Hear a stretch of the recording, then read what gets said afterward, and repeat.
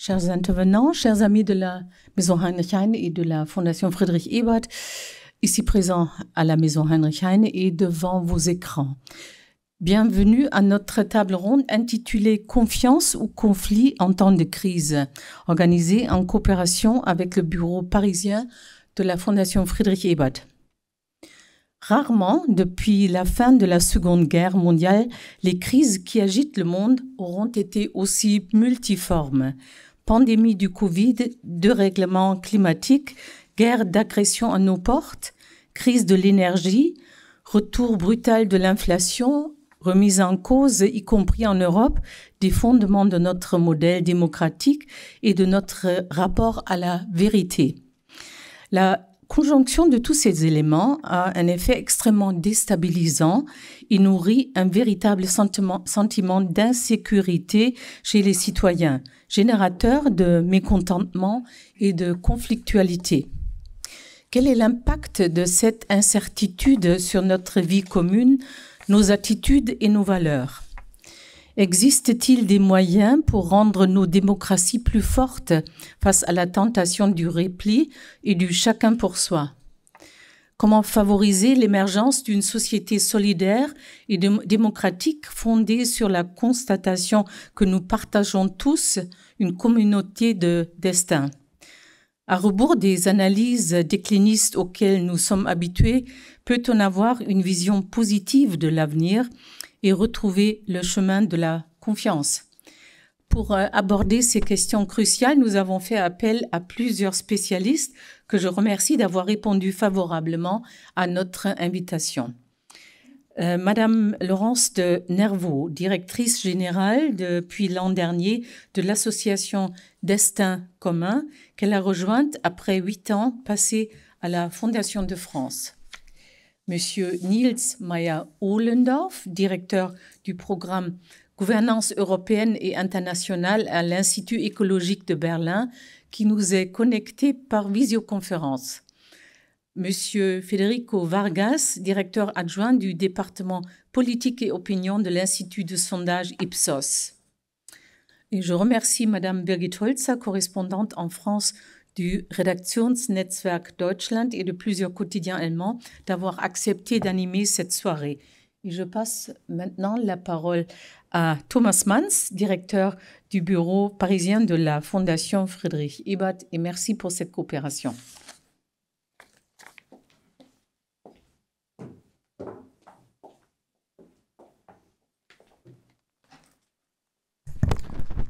Bon, merci Christiane. Bonsoir à tous et soyez bienvenus aussi au nom de la Fondation Friedrich Ebert à ce débat. Ce soir, je suis très content d'être de nouveau ici dans la maison Heinrich Heine à côté de Christiane. Merci beaucoup à Christiane et son équipe pour l'hospitalité. Je suis heureux d'être de nouveau ici parce que nous sommes de nouveau dans une activité présentielle. Mais il paraît qu'il est peut-être encore un peu compliqué organiser des événements en présentiel. Nous avons attendu évidemment un peu plus de personnes qui s'intéressent pour ce sujet que nous voulons discuter ce soir. Mais je suis de toute façon aussi content parce que nous pouvons de cette manière continuer avec cette petite série des débats que nous avons commencé à organiser avec la Maison Heinrich Heine sur les défis de la démocratie actuelle. Et c'est évidemment bien cela qu'il s'agit ce soir, des menaces qui pèsent sur nos démocraties, mais bien sûr aussi les manières d'y faire face, d'affronter ces menaces. Christiane a déjà mentionné les multiples crises que nous vivons les derniers temps. La crise sanitaire déclenchée par la pandémie du Covid n'est pas encore terminée. Le choc de l'attaque russe contre l'Ukraine et la crise de sécurité est toujours vivace. Nous vivons de passer un été qui, avec la sécheresse, les incendies et les intempéries, nous a fait ressentir la crise climatique de manière très directe et très violente. Et alors, nous sommes confrontés à une vague d'inflation qui menace de se transformer en crise sociale et économique. Et c'est vraiment une série de crises qui nous frappent, des crises qui sont entremêlées. Et ces multiples crises sont la source d'un sentiment d'insécurité. C'est le sujet que Christiane et moi, nous avons trouvé comme un sujet très intéressant, important de discuter dans ce contexte actuel. Et ce sentiment d'insécurité nourrit souvent une montée de mécontentement et de protestations. Certaines voient même le risque d'un automne chaud. Et c'est justement aujourd'hui, dans les journaux, on peut lire les mots, le début d'un automne social en référence des guerres dans les raffineries en France. Alors, je ne pense pas que c'est exagéré que nous parlons actuellement d'une situation d'insécurité. Et c'est évident, nous sommes à un moment où notre mode de vie et notre démocratie sont mises à l'épreuve. Nous devons trouver des réponses. Quelles réponses? C'est le sujet de notre débat de ce soir. Merci à tous pour l'intérêt à ce sujet. Et évidemment, merci beaucoup à notre intervenant ce soir, à M. Meyer-Ohlendorf qui est avec nous à distance, et à les deux intervenants à la table, et aussi à notre modératrice, Birgit Holzer. Merci beaucoup et j'espère que nous avons un débat très intéressant. Merci.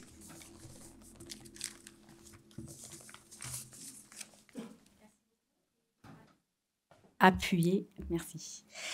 Merci beaucoup et bonsoir aussi de mon côté. Je suis ravie qu'on soit ensemble ce soir pour parler d'un sujet difficile et passionnant. Difficile parce que, comme on a déjà entendu, il y a une multiplication de crises actuellement sur fond de crise de confiance qu'on constate déjà depuis un certain moment, surtout en France. On va y revenir.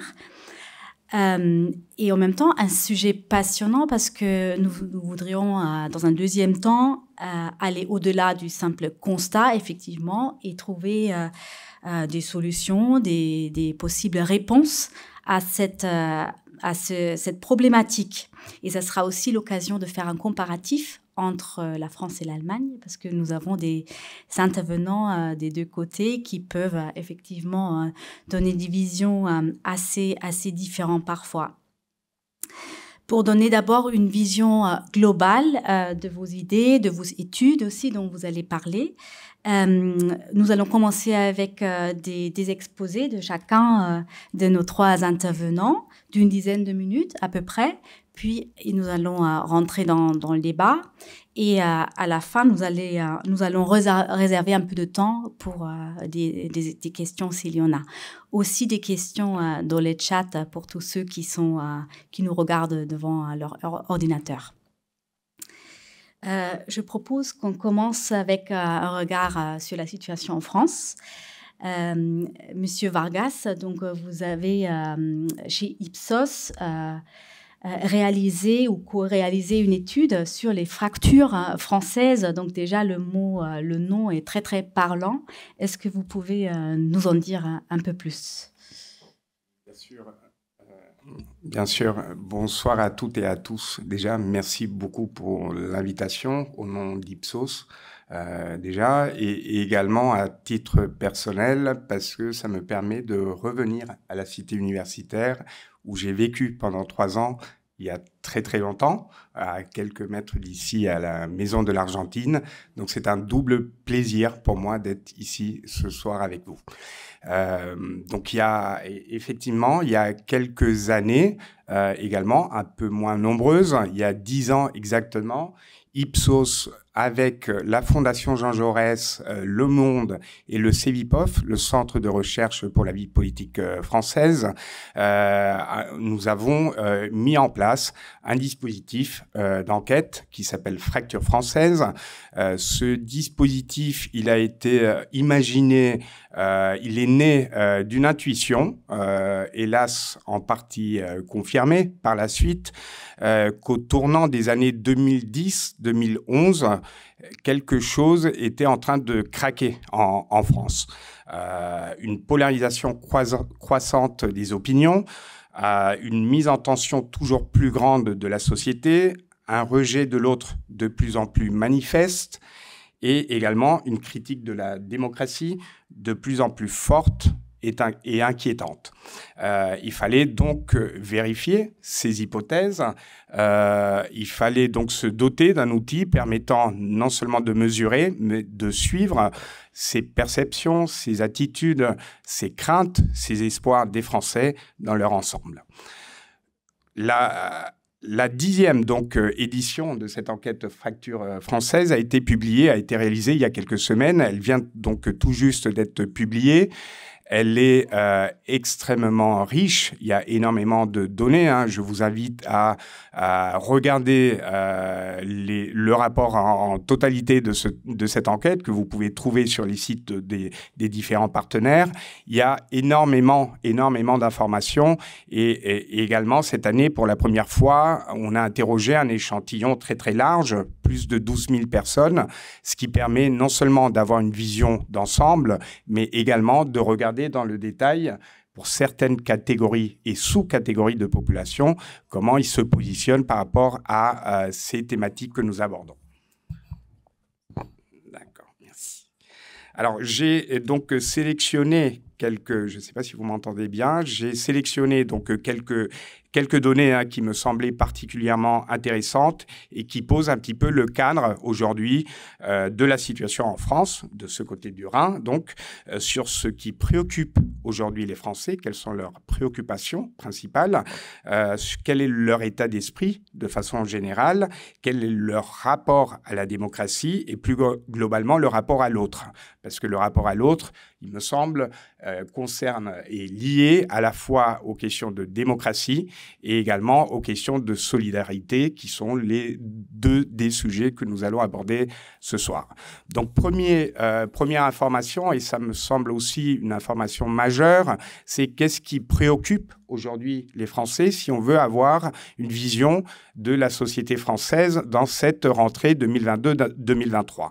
Alors, la réponse des Français est très claire, c'est plus que jamais le pouvoir d'achat. Alors, bien sûr, il y a d'autres préoccupations qui apparaissent, qui sont mentionnées par de nombreux Français.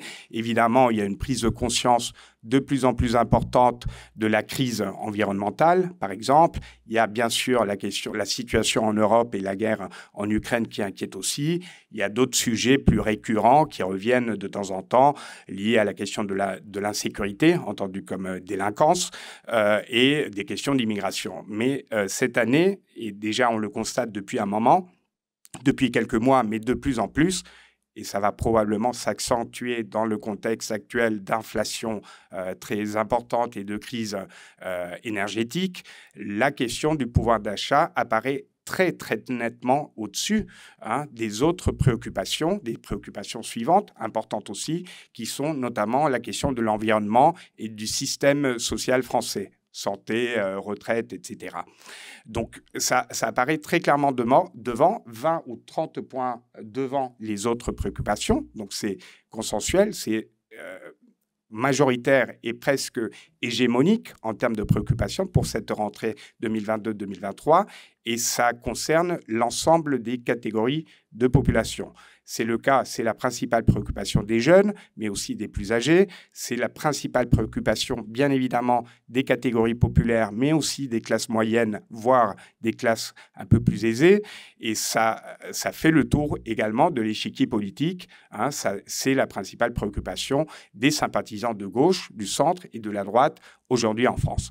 Alors pourquoi j'insiste là-dessus? Parce qu'évidemment, la question du pouvoir d'achat n'est pas anodine en termes de potentiel de conflictualité dans cette rentrée 2022-2023. C'est un sujet qui est à la fois universel, il n'est pas catégoriel, c'est-à-dire qu'il concerne l'ensemble de la population, à la différence d'autres sujets, par exemple l'éducation ou les retraites.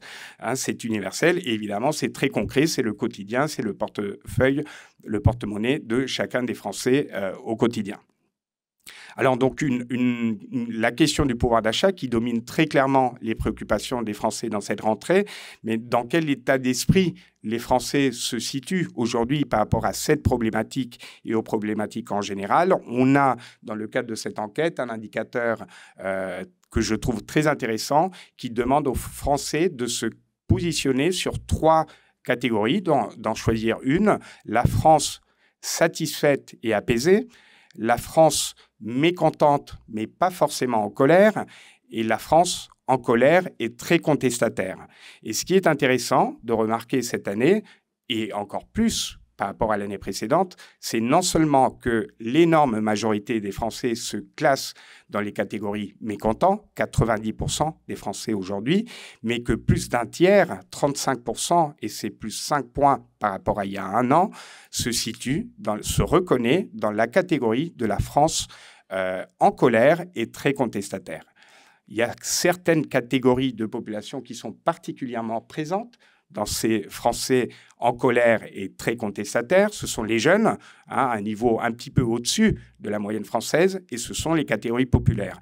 Néanmoins, c'est une catégorie qu'on retrouve dans toutes les couches de la société française, dans toutes les catégories de la société française aujourd'hui. Et plus inquiétant, on a pas mal travaillé sur la question de la violence cette année. Et là encore, il y a des données qui sont assez frappantes. Aujourd'hui, un quart des Français, 25%, considèrent que c'est légitime, dans certains cas, de faire appel à la violence pour défendre ses intérêts. Là encore, c'est un peu plus marqué chez les jeunes, 33% à peu près, les catégories populaires, la même chose, mais on est quand même sur un glissement. On n'est plus sur la contestation, mais on est sur la contestation par la violence qui apparaît aux yeux d'un quart des Français comme quelque chose de parfois légitime. D'un autre côté, dans ce contexte, on a par ailleurs des Français qui nous donnent des signes très clairs d'inquiétude, d'incertitude, et pas uniquement économique. Ce n'est pas juste une question d'incertitude quant à la capacité d'arriver à boucler les fins de mois. C'est bien plus global que ça, incertitude, inquiétude, et par exemple, l'énorme majorité d'entre eux, 90%, vont nous dire le monde d'aujourd'hui est un monde dangereux. Avec les mêmes proportions, une énorme majorité des Français considèrent aujourd'hui, par exemple, que la société française est une société violente et estiment même que la situation se dégrade depuis quelques années. Donc, évidemment, ces craintes, ces peurs, cette insécurité, cette fois-ci dans un sens large du terme, se traduisent, on le voit, sur plein d'indicateurs qui montrent une certaine méfiance, voire du rejet à l'égard de l'autre, qui s'exprime, on va voir, sur plein de façons différentes. Alors, évidemment, je suis conscient du fait que je regroupe des choses qui sont quand même un peu différentes. Je vais vous donner quelques exemples, mais il me semble que le point commun de ces différents indicateurs, c'est justement la relation à l'autre, la relation à autrui, qui prend différentes formes. Et c'est ça le point commun de ces différents indicateurs. On est toujours à peu près à 60-65%, donc presque 2 tiers des Français, alors pas toujours les mêmes, mais on retrouve toujours ces mêmes scores, qui pensent par exemple qu'aujourd'hui, la mondialisation est une menace pour la France. Même proportion si on leur demande, si on leur propose la proposition suivante, on n'est jamais prudent quand on a affaire aux autres. Même proportion. Il y a trop d'étrangers en France. 60-65% des Français le pensent.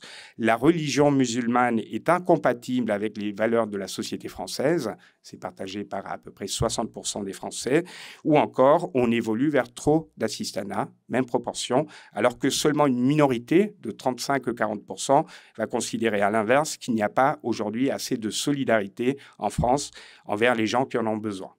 Donc un contexte d'inquiétude, d'incertitude qui va se traduire donc par une méfiance, voire du rejet de l'autre qu'on va enregistrer sur plein de domaines. Mais je vous disais au début, les données de cette année sont assez contrastées. La rentrée 2022-2023 est également assez contrastée parce que dans le cadre de cette enquête, on aperçoit quand même quelques indicateurs positifs qui évoluent dans le bon sens, qui sont importants et intéressants à souligner dans le cadre de cet événement. Certes, il y a du mécontentement, certes, le niveau de conflictualité potentielle est fort, mais il y a aussi des indicateurs positifs qui concernent la question de la démocratie, la confiance dans la démocratie ou la confiance dans les différents acteurs institutionnels qui font partie du système démocratique. Je vous donne là encore quelques exemples. Aujourd'hui, 70% des Français considèrent que le régime démocratique est irremplaçable. C'est en évolution en hausse. Depuis quelques années, on a gagné plus 6 points depuis 3 ans, donc c'est en évolution positive. Alors certes, la majorité d'entre eux considèrent qu'aujourd'hui, la démocratie en France ne fonctionne pas bien, mais ceux qui estiment qu'elle fonctionne bien et que leurs idées sont représentées augmentent. On est à 33% des Français qui ont aujourd'hui cet avis. Certes, ce n'est pas énorme, mais on était tombé à 12% il y a seulement 5 ans.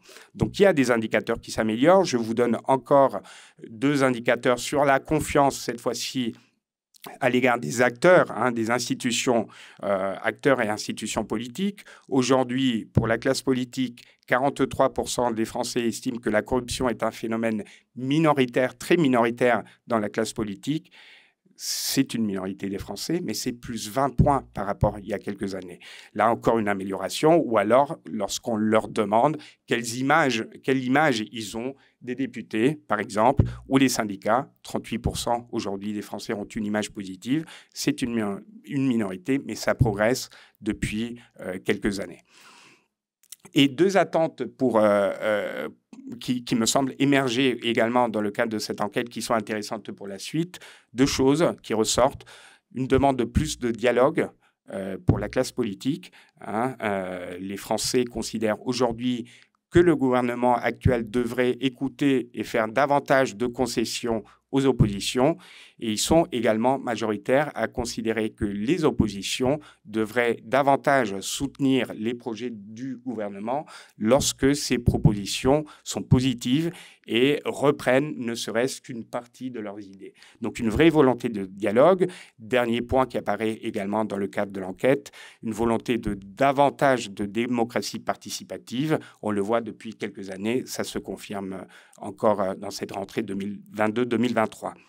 Pour terminer en 2 mots, donc pour retenir les données essentielles de cet état des lieux de la rentrée en France cette année, une rentrée marquée par la question du pouvoir d'achat comme préoccupation centrale, voire hégémonique, un mécontentement massif avec la colère et le sentiment contestataire qui progressent, le tout dans un contexte de méfiance, voire de rejet de l'autre qui reste à des niveaux très élevés, mais au même temps, des signes de décrispation avec la confiance dans la démocratie et les acteurs institutionnels qui s'améliorent légèrement et une demande de plus de dialogue entre les forces politiques et de davantage de démocratie participative.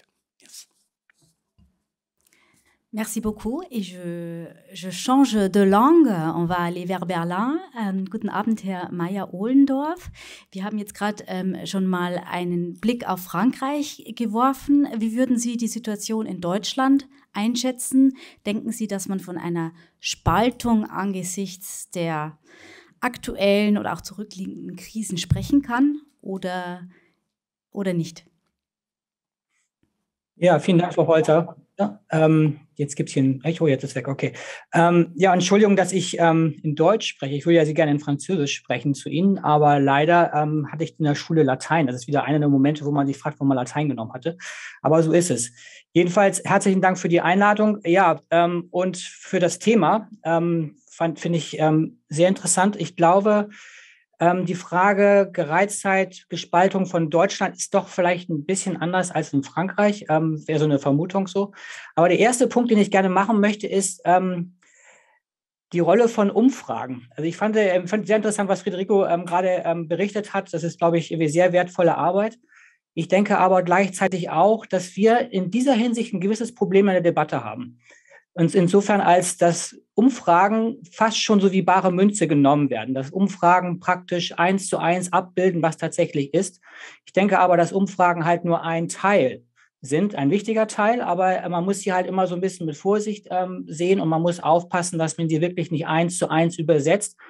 Und da gibt es, glaube ich, auch schnell die Versuchung, gerade auch in der öffentlichen Debatte, aber auch in den Medien, dass man sehr schnell auch besonders plastische Elemente aus Umfragen herausgreift, sie verkürzt und dann denkt, irgendwie man hätte wirklich schon eine gute Abbildung der Wirklichkeit.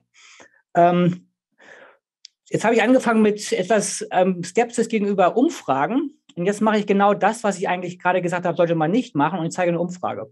Und zwar würde ich ganz kurz eine Folie teilen. Das mache ich hier mal. Und zwar diese hier.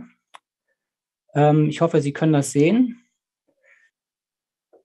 Und zwar, wenn mich jemand fragen würde, du hast eine Folie oder 2 Folien, um Deutschlands politische Meinungsspektrum abzubilden, dann würde ich wahrscheinlich diese Folie nehmen. Die ist von der Konrad-Adenauer-Stiftung, aber sie ist, glaube ich, sehr symptomatisch für das, was in Deutschland eigentlich seit Jahrzehnten der Fall ist. Und zwar die Frage ist, wie würden Sie sich auf dem Spektrum ganz links und ganz rechts verorten?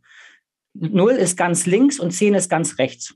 Und da kann man ja sofort sehen, also die meisten, das ist eigentlich wirklich eine Konstante in der deutschen Nachkriegsgeschichte, so verorten sich in der Mitte.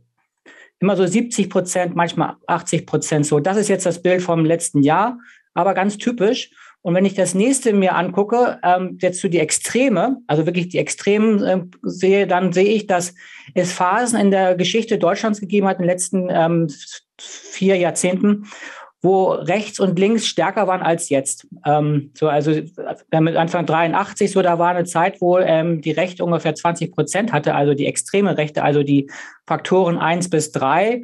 Und links ist in den letzten Jahren ein bisschen stärker geworden, aber es ist so, dass es nie mehr als diese 20% wurden. Insofern würde ich sagen, das ist wirklich eine der Konstanten der deutschen Geschichte so und das der letzten 40 Jahre, sagen wir mal. Und das nächste ist, diese Frage fand ich auch sehr interessant. Wenn ein Politiker die Wahl hat zwischen Kompromiss auf der einen Seite und Durchsetzung seiner Interessen auf der anderen Seite, dann sind die am allermeisten Menschen der Meinung, dass sie den Kompromiss besser finden. Und zwar, das geht durch diese verschiedenen Politiken. Es ist ein bisschen unscharf, tut mir leid. Politik insgesamt über 80%. Das gilt aber auch für Sozialpolitik, Zuwanderung, also selbst Zuwanderung und Klima ist es auch so.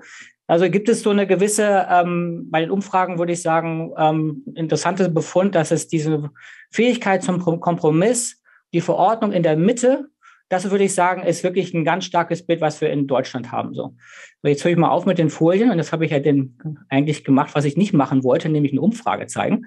Und wenn ich das jetzt gucke, wie bildet sich das in Deutschlands Politik ab? Dann würde ich sagen, ja, diese Umfragen bilden sich auch ziemlich gut in unserer Politik ab. Und zwar, wenn ich mir angucke, wie Politik in einem föderalen System wie Deutschland funktioniert, dann ist die Fähigkeit, Kompromisse machen zu müssen, ist entscheidend. Also wenn ich Erfolg haben will, dann muss ich kompromissbereit sein, zumindest wenn ich irgendwie Politik gestalten will. Und das Gleiche gilt auch für die Folge, die wir haben, dass wir ein Verhältniswahlrecht haben in Deutschland. Das Verhältniswahlrecht führt dazu, dass wir fast immer Koalition haben. Es ist wirklich die seltene Ausnahme, dass es mal eine Partei schafft, eine Regierung alleine zu stellen. Das ist wirklich, die Koalition ist in allermeisten Fällen die Regel. Und das Interessante in Deutschland ist, diese Koalitionen sind nicht zwischen 1, 2 oder 3 Parteien, sondern praktisch zwischen allen größeren Parteien, mit Ausnahme der AfD, die mit niemandem koalieren kann. Und dann gibt es die andere Ausnahme, dass links, FDP und CDU haben auch noch nicht koaliert. Aber alle anderen haben irgendwie mal koaliert.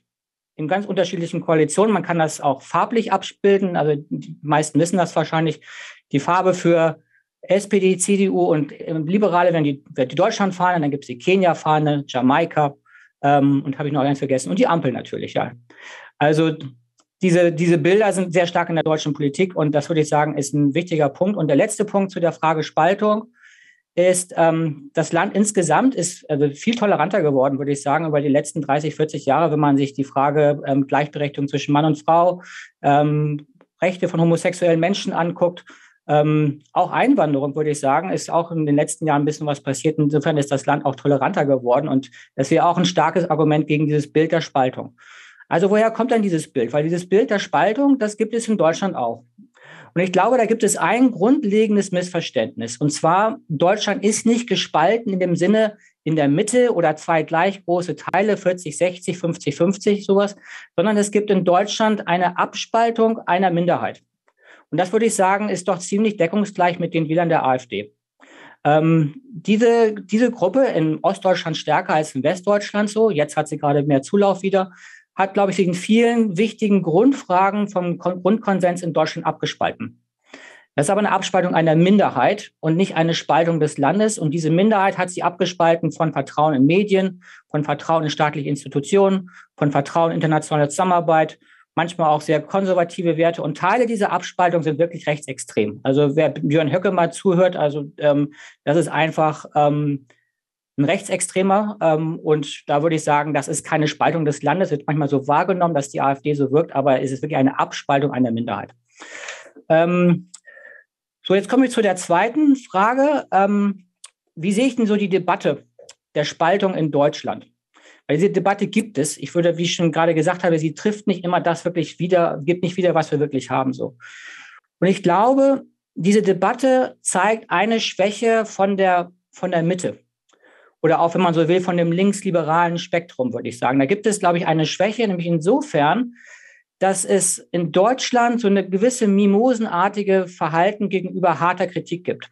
Ich glaube, die Fähigkeit, wirklich offen zu diskutieren, sie auch mal zu streiten, manchmal fliegen die Fetzen, manchmal wird es auch ein bisschen härter so.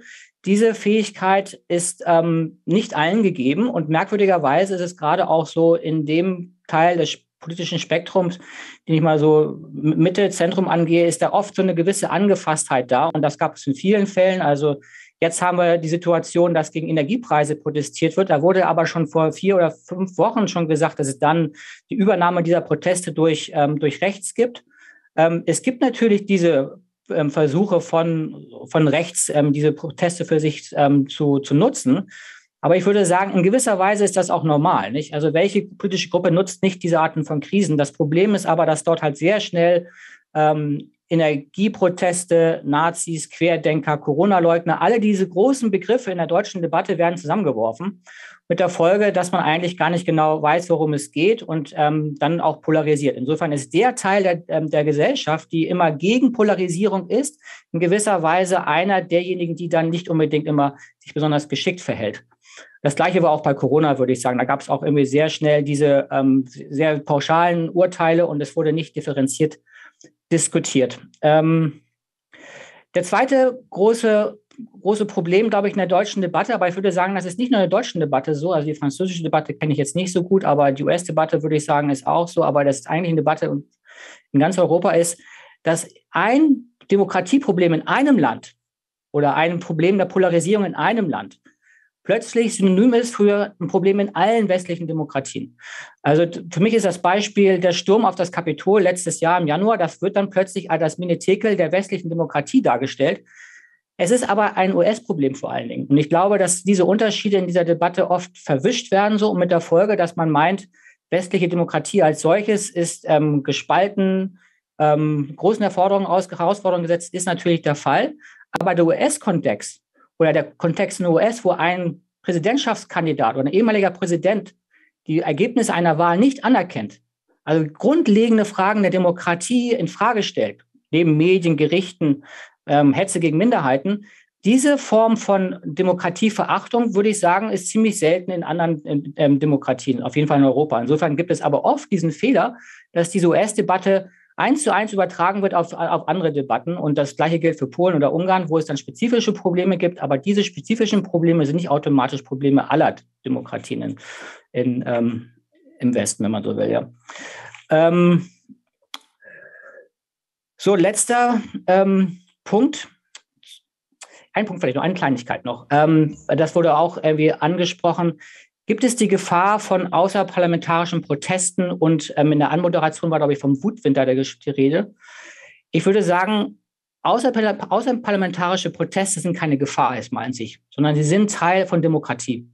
Insofern würde ich erstmal sagen, da nicht irgendwie mit diesem Duktus einsteigen, dass es dort sofort eine Herausforderung gibt, sondern es ist erstmal das grundlegende Recht eines jeden Bürgers zu protestieren, vor allen Dingen gegen zum Beispiel Energiepreise, würde ich sagen, eine ganz große Frage. Federico hat ja die Kaufkraftfrage angesprochen. In Deutschland ist es auch ein großes Thema, vielleicht nicht ganz so stark wie in Frankreich, wäre so eine Vermutung, ist nicht wirklich belegt, diese Aussage. Aber jedenfalls würde ich sagen, dass man damit ein bisschen mehr Gelassenheit angeht. Und dann mein letzter Punkt so zu den Lösungen. Was kann man denn machen?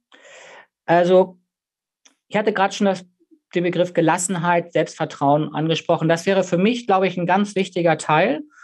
Und ich glaube, dass wir da, wie so oft auch, von Skandinavien lernen können. Also wenn ich mir angucke, wie die Diskussion in Finnland war, als die wahren Finnen Teil der Regierung war, als ich mir angucke, wie in Norwegen die Fortschrittspartei ja auch eine rechtere Partei in der Regierung ist, dann würde ich sagen, diese Art von Gelassenheit würde allen so ein bisschen gut tun. Nicht jede Partei, die rechts oder rechtsextreme Teile hat, muss automatisch eine Demokratiedämmerung sein. Das wäre, glaube ich, hilfreich. Und der zweite Punkt für eine Lösung ist, das nenne ich immer so eine Art Kompass. Ich finde es irgendwie hilfreich, wenn man in der Debatte so einen Kompass hat. Man kann auch sagen Koordinatensystem. Und für mich ist dieser Kompass also einmal zu verstehen, dass Demokratie, wenn man so will, ein großes Zelt ist, ein pluralistisches Konstrukt, das sehr viele Meinungen zulässt. Das ist die eine Richtung, wenn man so will, ist das der Kompass nach Norden. Und nach Süden zeigt der Kompass dann auch, dass nicht jede Meinung automatisch innerhalb dieses Spektrums ist. Es gibt Meinungen, ich habe zum Beispiel von Trump gerade geredet, die würde ich sagen, die sind außerhalb dieses demokratischen Spektrums. Und es hilft sehr zu sagen, das ist innerhalb des Spektrums, das ist eine andere Meinung, die bekämpfe ich, weil ich andere Mehrheiten gewinnen möchte. Aber es gibt auch Meinungen, würde ich sagen, in Deutschland wäre das ein Fall für den Bundesverfassungsschutz, für die Staatsanwaltschaft oder für die Polizei. Also das gibt es ja auch. Und die andere Himmelsrichtung, würde ich sagen, sind klare Begriffe. Was ich sehr wichtig finde in der Debatte, dass man wirklich sagt, also was man meint, wenn man zum Beispiel dieses Unwort Populismus einfach mal aus dem Wortschatz streicht, weil das gar nicht klar ist, was es eigentlich heißt. Und es polarisiert in einer Form, die irgendwie sehr diffus ist und Unsicherheiten verursacht.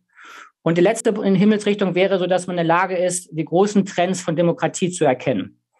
Und da wäre zum Beispiel sowas, Federico hat das ja auch angesprochen, partizipative Demokratie, die sozialen Medien besser zu verstehen. So, das wäre, glaube ich, hilfreich. Und ich glaube, wenn man so ein bisschen mit mehr Selbstbewusstsein, mehr Gelassenheit und einem gewissen starken Koordinatensystem in der Debatte ist, dann kann man besser erkennen, was wirklich ein Problem ist, also zum Beispiel Trump, und was vielleicht einfach nur eine andere Meinung ist, die ich vielleicht bekämpfe als Demokrat, weil ich Mehrheiten gewinnen will, aber die ich als Teil des Spektrums akzeptiere.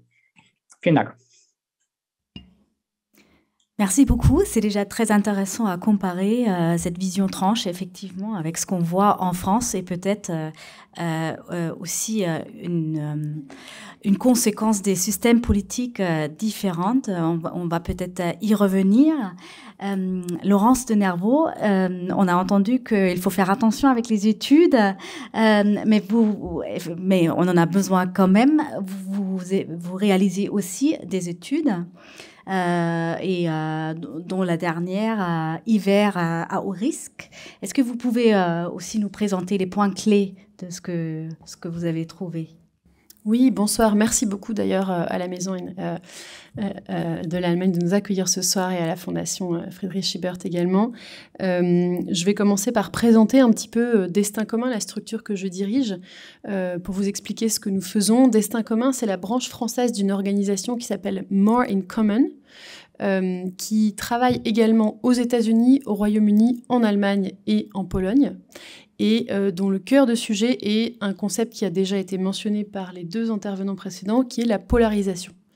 Notre mission, en fait, consiste à identifier, à comprendre les ressorts profonds de ce qui divise en l'occurrence les Français, et puis dans les autres pays que j'ai cités, et d'identifier à l'inverse les lignes, les angles qui peuvent les rassembler, les unir dans un contexte effectivement de polarisation croissante. Et donc ce qu'on entend nous par polarisation, c'est le fait que de plus en plus on soit dans un débat qui a tendance à être binaire, où on a des opinions de plus en plus tranchées, voire extrêmes, une agressivité du débat public qui s'accroît, ce qui d'ailleurs est déploré par 9 Français sur 10, il faut le souligner au passage, et que tout ça est en soi un danger pour la démocratie et également pour la cohésion sociale. Et je vais y revenir. Juste pour vous expliquer un petit peu la philosophie et la genèse de cette organisation, de ce projet. En fait, ce projet a été créé il y a 5 ans notamment à la suite de l'assassinat d'une parlementaire britannique qui s'appelait Jo Cox, qui a été assassinée en pleine rue une semaine avant le Brexit, en juin 2016, pour ses opinions politiques et par un nationaliste d'extrême droite. Donc cet événement était un petit peu un déclencheur et le nom de l'organisation More in Common est un hommage à Jo Cox parce que cette vision selon laquelle ce qui nous unit est plus fort que ce qui nous divise, c'était en fait le leitmotiv de son premier discours à la Chambre des communes. Donc, quand on dit ce qui nous unit est plus fort que ce qui nous divise, ce qui est vraiment notre motto, bon, voilà, on peut considérer qu'on rame un peu à contre-courant aujourd'hui, en France, évidemment, mais c'est le sens de notre mission. Et donc, nous sommes d'une part un think tank, en fait, qui produit effectivement des données et de l'analyse sur la société française, que je vais partager un petit peu ce soir, mais nous avons aussi une vocation opérationnelle et appliquée, puisque nous sommes amenés à accompagner, à former, à outiller toute une série de structures et d'organisations et d'institutions qui œuvrent dans des domaines très variés et à les accompagner sur des problématiques justement de polarisation et de cohésion sociale. Ça peut être des médias, des syndicats, des associations, des institutions religieuses aussi, des institutions publiques, etc. Alors pour en venir à notre sujet, vous allez voir que je vais partager des constats qui font pas mal écho à ce qui a déjà été dit, mais je pense en apportant des angles complémentaires. D'abord, pour vous expliquer la façon dont on travaille, nous, on s'appuie beaucoup sur la recherche en psychologie sociale. Qu'est-ce que c'est la psychologie sociale ? Ce sont tout simplement, en fait, nos systèmes de valeurs. Les valeurs de chaque individu et la façon dont il se projette dans le monde, dans la société, à partir de ses valeurs personnelles. Et cette méthodologie qui analyse ce qu'on appelle les fondements moraux, et puis les appartenances de groupe, et puis notre relation à toute une série de notions comme l'optimisme ou le pessimisme, la perception de la menace, le modèle d'éducation qu'on veut donner à ses enfants, etc. Tout ça nous a permis d'élaborer une segmentation de la société française en 6 grandes familles de valeurs, qui sont toutes, chacune très cohérentes, mais qui, en même temps, peuvent au contraire s'opposer sur certains sujets. Et c'est les dynamiques, en fait, entre ces groupes qu'on analyse année après année et sur différents sujets. Alors, avec cette grille de lecture, en fait, on publie régulièrement des études, effectivement,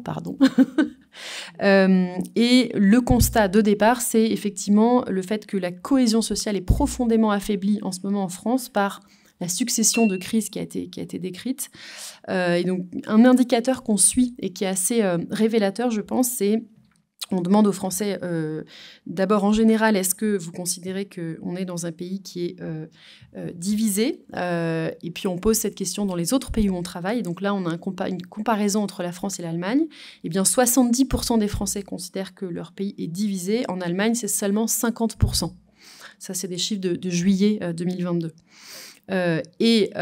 Ensuite, on demande aux Français, est-ce que vous pensez que nous pouvons surmonter nos différences pour avancer ensemble, ou bien que nos différences sont trop importantes pour que nous puissions continuer à avancer ensemble ? Et là, on voit clairement un affaissement parce qu'en février 2019, donc avant tout l'épisode Covid, c'était 61% des Français qui disaient oui, globalement, on peut surmonter nos différences pour avancer ensemble.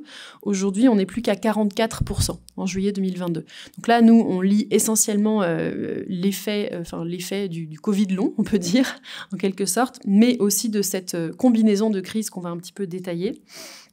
Et du coup, plus largement, donc c'était une étude qu'on avait publiée début 2022 qui s'appelait « Naviguer en eau trouble » et qui a été prolongée par une étude plus conjoncturelle là, sur la crise de l'inflation à la fin de l'été. On avait déjà, début 2022, identifié ce qu'on a appelé une nouvelle équation de la contestation. Et cette nouvelle équation, en fait, elle est le fruit de 3 facteurs qui se conjuguent, qui se combinent. Et là, on retrouve des éléments de diagnostic de l'étude fracture française.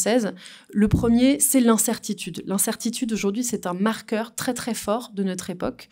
L'incapacité, en fait, à se projeter, à faire des projets. C'était extrêmement vrai dans la période du Covid, cette sensation d'horizon bouché. Je ne peux pas faire de projet parce que le contexte change en permanence et les restrictions changent en permanence. C'est aussi le cas dans une dans une mesure large de la période qu'on vit aujourd'hui avec l'inflation. Et cette incertitude, elle crée de la contestation. Le deuxième ingrédient, c'est la complexité, dont vous avez parlé aussi. Le sentiment que le monde est complexe et que du coup, on a du mal à avoir prise sur le cours des choses. Et quelque chose qui est directement corrélé, c'est un sentiment d'impuissance extrêmement fort. Donc incertitude, complexité, sentiment d'impuissance, ça pour nous c'est vraiment le cocktail de cette nouvelle équation de la contestation qui était très nette à la sortie du long épisode d'Ukraine et qui est renforcée en ce moment par la guerre en Ukraine, par la crise de l'énergie et de l'inflation. Et du coup, quand on parle de nouvelle équation de la contestation, cette contestation, en France, elle prend plusieurs formes, elle a plusieurs visages. Il y a une forme qui est d'abord simplement le repli. C'est en fait une des 6 familles de valeurs qu'on appelle les attentistes. C'est une forme d'individualisme où du coup, on préfère ne pas voir, ne pas savoir. On a ce sentiment de complexité très très fort et on préfère finalement se replier sur son cocon pour essayer de ne pas trop être perturbé par ces problèmes qui sont très pesants. La deuxième réaction, c'est plus que le repli, c'est le retrait. Un des symptômes, c'est par exemple l'abstention électorale. En fait, voilà, je ne me sens même plus concernée, je ne participe plus. On sait que cette abstention a dépassé 50% du corps électoral aux élections législatives de juin. Et que du coup, beaucoup de députés en France ont été élus avec une proportion très faible des électeurs, ce qui fragilise leur légitimité démocratique, évidemment. Et puis la troisième dimension de cette contestation, en général, c'est en fait la défiance qui se généralise assez largement et qui parfois prend la forme du complotisme. Et donc ça, c'est quelque chose qu'on documente de plus en plus parce qu'on voit que c'est un phénomène montant et qui se promène d'un sujet à l'autre. Donc, immense défiance en France vis-à-vis des médias, de l'information, des journalistes et perception de manipulation. Fin 2021, on avait demandé dans plusieurs pays, dont la France et l'Allemagne, de manière générale, est-ce que vous pensez qu'on nous cache la vérité sur le Covid-19 ? En Allemagne, c'était 17% des Allemands qui disaient oui. Et en France, c'était 35%, ce qui était un niveau équivalent à la Pologne. Donc une forte perception de manipulation, voilà. Et puis là, dans le contexte actuel, on a demandé, la question c'était, l'affirmation qu'on soumettait, c'était, pour parler de l'inflation, l'augmentation du prix du pétrole et du gaz, en fait, ça fait partie d'un plan du gouvernement pour nous forcer à passer aux énergies renouvelables. Donc interprétation de nature complotiste, en fait, de la crise actuelle, et c'est 46% des Français qui disent oui. Voilà. Et du coup, j'en viens à la crise actuelle, là, vraiment l'analyse très, très conjoncturelle de cette crise de la confiance. Donc, sur l'Ukraine, d'abord, un petit point de situation. La guerre en Ukraine, en tant que telle, en tant qu'elle peut être une préoccupation, comme vous l'avez dit, dans nos observations, ça a nettement chuté, et ça, il faut en avoir conscience. En mars-avril, c'était clairement dans le top 3, systématiquement dans toutes les enquêtes. Aujourd'hui, dans notre enquête de juillet, c'était à la 6e place. Donc, voilà, clairement, ça dit quelque chose aussi. Pour autant, et là, voilà, il faut aller dans la nuance, le soutien à la guerre en Ukraine reste encore relativement élevé et plutôt plus en France qu'en Allemagne. Donc la question là, c'était est-ce que vous considérez que votre propre pays en fait trop, pas assez, ou fait globalement ce qu'il faut pour soutenir l'Ukraine ? En Allemagne et en Pologne, on a des scores très proches. C'est 30% qui considèrent que leur pays en fait trop. En France, c'est seulement 21% qui considèrent que leur pays en fait trop pour soutenir l'Ukraine. Voilà. Évidemment, on n'est pas dans les mêmes situations aussi vis-à-vis de cette guerre. Et puis, quand on se concentre maintenant sur l'inflation, là aussi pour une analyse très conjoncturelle, en fait, ce qui nous a le plus frappé dans cette étude qu'on a appelée Hiver à haut risque, qu'on a publiée fin août, c'est l'incompréhension massive face à cette crise. C'est 65% des Français qui disaient, en fait, je ne comprends pas, soit je ne comprends pas du tout, soit je ne comprends pas bien les raisons de l'inflation aujourd'hui. Et ça, c'est nettement plus haut en France qu'en Allemagne. C'est 65% en France, c'est seulement 35% environ des Allemands. Alors, quelles explications? Pourquoi on a ce tel décalage entre la France et l'Allemagne, par exemple? On a émis quelques hypothèses. La première, c'est qu'il y aurait un déficit de culture économique en France. On peut se poser la question, je pense. Et une explication qui est corrélée, peut-être, c'est que les médias, la presse en France, ont peut-être tendance à reléguer un petit peu les sujets purement économiques dans le traitement de l'actualité qu'ils font, peut-être au profit de sujets plus justement sur l'immigration, sur la sécurité, etc. Je pense que c'est vrai notamment plus en comparaison à la presse anglo-saxonne. J'aurais du mal à dire ce qu'il en est pour la presse allemande et ça m'intéresserait d'avoir votre point de vue. Voilà. Et troisième hypothèse d'explication, la communication, la pédagogie, notamment évidemment du gouvernement. Est-ce qu'elle serait moins efficace en France qu'en Allemagne? Est-ce qu'elle serait moins importante tout simplement? Enfin, nous, on a trouvé, vu de la France, que Robert Habeck, notamment, faisait quand même un énorme travail de pédagogie personnellement, quoi. Enfin, qui mouillait sa chemise en pédagogie, je trouve. Bon, c'est pas évident à comparer, mais surtout, au-delà de ces hypothèses, pour nous, l'explication de fond, c'est cette profonde crise de la confiance et cette défiance généralisée en France, qui, je pense, est nettement plus haute qu'en Allemagne. Donc, c'est ce chiffre que je vous citais sur l'augmentation des prix des pétroles et du gaz. En fait, c'est un plan du gouvernement pour nous forcer à passer aux énergies renouvelables. Et du coup, en fait, le plus préoccupant, c'est que l'incompréhension de la crise est beaucoup plus haute au sein des groupes qui sont les plus directement touchés par cette crise. Donc, en fait, subir les conséquences de phénomènes qu'on a l'impression de ne pas comprendre, ça, évidemment, ça a un potentiel explosif. Et du coup, le résultat de ça, et pour rejoindre vos analyses sur le potentiel contestataire de l'hiver qui vient là, on a des chiffres comparatifs là-dessus aussi entre France et Allemagne. C'est 65% des Français qui s'attendent dans les mois qui viennent à des grèves de grande ampleur versus 44% des Allemands. Alors la grève, on peut dire que c'est le sport national en France, donc voilà, ça explique peut-être ce décalage. Si on parle plutôt de troubles à l'ordre public, on est sur des chiffres plus proches, 69% en Allemagne, 69% en France, 64% en Allemagne. Et puis, et là c'est très proche de votre chiffre sur la colère, 4 Français sur 10, 40%, sont favorables à un retour des gilets jaunes aujourd'hui. Voilà. Et donc ça, bien sûr, on peut dire ça fait partie de la démocratie, la contestation, évidemment, et d'une démocratie saine, différentes formes de contestation, y compris, pourquoi pas, parfois des troubles à l'ordre public. Le problème, c'est quand cette contestation emporte tout avec elle, y compris, justement, notre rapport à la vérité. Et je relève la phrase, madame, que vous avez exprimée en introduction, cette mise en cause de notre rapport à la vérité. Et on sait aujourd'hui en France qu'il y a une très, très forte corrélation entre les groupes qui ont participé activement au mouvement des Gilets jaunes en 2019 et ceux qui étaient ensuite anti-vax pendant la crise du Covid. Voilà. Donc en fait, c'est ces combinaisons d'attitudes contestataires, disons, totales, qui peuvent être, in fine, en fait, emporter avec elles notre adhésion à la démocratie, à un projet commun. Du coup, je termine quand même avec quelques notes positives, comme a fait mon voisin d'Ipsos. La question de la sobriété, qui est aujourd'hui évidemment un cadre structurant de la communication du gouvernement en France, c'est une notion qui globalement est extrêmement bien perçue, qui recueille beaucoup d'adhésion en France. Quand on parle de sobriété, en la définissant comme le fait de consommer moins quand même. On définissait précisément le terme pour que ce ne soit pas en l'air. Et c'est 72% des Français qui considèrent la sobriété comme un modèle souhaitable. Et ça, c'est dans tous les électorats. Alors, moins quand même dans les électorats de l'extrême droite, mais quand même une majorité. 54% dans les électeurs d'Éric Zemmour, 60% chez les électeurs de Marine Le Pen. Donc ça, pour nous, c'est quelque chose sur quoi il faut s'appuyer, parce qu'il pourrait y avoir une sorte de décalage entre les électeurs de l'extrême droite qui sont parfois de façon un peu caricaturale considérés comme anti-écolos et leurs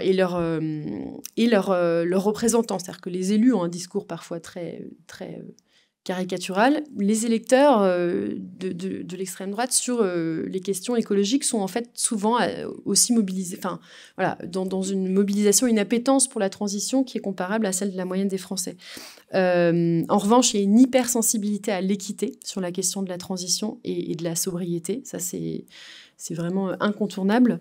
Et puis, dernière bonne nouvelle quand même, la question des énergies renouvelables. On voit que la crise, là, conjoncturelle, renforce le soutien des Français à la transition vers les énergies renouvelables et sur laquelle on sait que la France est plutôt en retard par rapport aux objectifs fixés par l'Union européenne. Voilà, donc on s'était dit qu'on gardait plutôt la partie proposition pour le débat, si je ne me trompe pas, mais donc je m'arrête là. Exactement. Du coup, on a ce premier tour de table montre déjà des différences vraiment frappantes entre la France, l'Allemagne et des pays voisins, des pays culturellement proches. On a entendu que les divisions sont beaucoup moins fortes en Allemagne qu'en France, que la confiance en les politiques, en le personnel politique, les médias, les institutions est plus forte en Allemagne. Federico Vargas, est-ce que les politiques devraient se saisir de ce genre de résultats?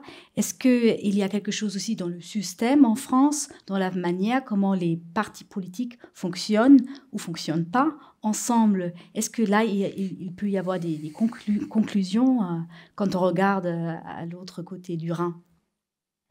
Alors, bien sûr, c'est une situation qui est sur pas mal de points assez différentes. Hein. Ça a été dit tout à l'heure. En Allemagne, c'est lié au mode de scrutin. Hein. Il y a une tradition des coalitions et donc du consensus de la négociation qui n'existe pas en France. Hein. Traditionnellement, en France, le consensus n'était pas nécessaire ou pas nécessaire au-delà des alliés extrêmement proches. Le mode de scrutin en France n'a pas changé, mais les dernières élections la vague des dernières élections a été tellement forte que même sans modification du mode de scrutin, on s'est retrouvé pour la première fois depuis très longtemps avec une Assemblée nationale complètement éclatée qui ressemble beaucoup plus à ce que peut être la situation allemande traditionnelle. Sauf que il n'y a pas cette expérience en France, cette tradition de consensus. Je le disais tout à l'heure, il y a quand même de la part d'une bonne partie de la société française une demande justement de plus de dialogue de la part de la classe politique. Certes, ça c'est une évidence, à la fois adressée au gouvernement mais aussi aux oppositions. Hein, c'est ce que je disais, le gouvernement doit écouter davantage les oppositions et faire davantage de concessions et au même temps, les oppositions doivent être plus souples et accepter des propositions même si elles ne reprennent pas la totalité de leurs souhaits. Donc ça existe dans la société française. Après, évidemment, la balle, j'ai envie de dire, est du côté de la classe politique qui, aujourd'hui, n'a pas cette tradition hein, de consensus, de négociation, mais la situation actuelle va l'exiger hein, pour la première fois. C'est peut-être un peu tôt d'anticiper, de prévoir comment la classe politique va se comporter là-dessus, mais dans tous les cas, c'est une attente et même pour le bon fonctionnement hein, des institutions en France, c'est presque un besoin indispensable.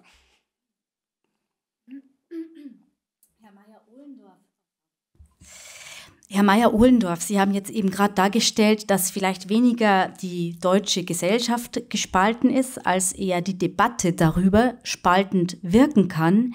Wo sehen Sie die Verantwortung dafür? Sind es auch die Medien, die ja auch in Frankreich kritisiert werden? Sind es auch die Wissenschaftler, gerade in der Debatte um Impfung während der Corona-Krise? Oder wo sehen Sie da die Schlüsselstellen? Ja, danke. Das ist eine gute Frage. Also ich denke, die Medien, das ist tatsächlich ein Punkt. Ich finde aber, man darf sich da nicht drauf beschränken auf, was man so Medienschelte nennt. Also dass man einfach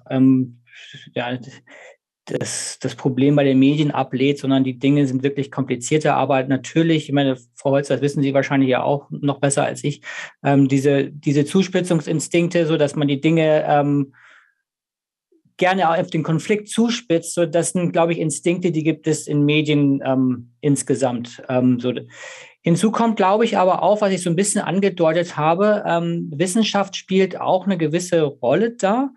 Wenn ich also mir angucke, wie Wissenschaft über die Frage Populismus diskutiert, so das ist, glaube ich, eine sehr problematische Diskussion, die wir in einer Wissenschaft haben, insofern als dass die Wissenschaft es nicht wirklich leistet, eigentlich diesen Begriff Populismus zu definieren und mit der Folge, dass wir da einen Begriff haben, der völlig konturenlos ist, der nicht ganz klar ist, was er eigentlich bedeutet. Und das schwappt dann in die öffentliche Debatte in gewisser Weise auch rein, dass man halt diesen Begriff nicht fassen kann, ihn zum Kampfbegriff macht und irgendwie immer derjenige, der der anderen Meinung ist, mit diesem Begriff Populist belegt, um besonders stark die Abneigung deutlich zu machen, mit der Folge, dass es ganz schnell dieses Wir gegen Sie geht und dass es schwieriger ist, eine offene Debatte zu führen. Insofern würde ich sagen, es gibt auch eine Verantwortung der Wissenschaft, aber ich würde sagen, es ist eigentlich auch eine Verantwortung von jedem Einzelnen. Insofern, als dass es wirklich wichtig ist, zu verstehen, dass Demokratie, was ich mit diesem großen Zelt beschrieben habe, zu verstehen, dass es halt viele verschiedene Meinungen gibt, dass viele Meinungen auch legitim sind, dass manche Meinungen nicht legitim sind und dass es für jeden Einzelnen die Aufgabe ist, auch tatsächlich das Gespräch zu suchen. Und da würde ich sagen, das läuft in Deutschland oft nicht schlecht so. Also wir haben ganz tolle Initiativen, wie zum Beispiel Deutschland spricht. Das ist eine riesige Initiative.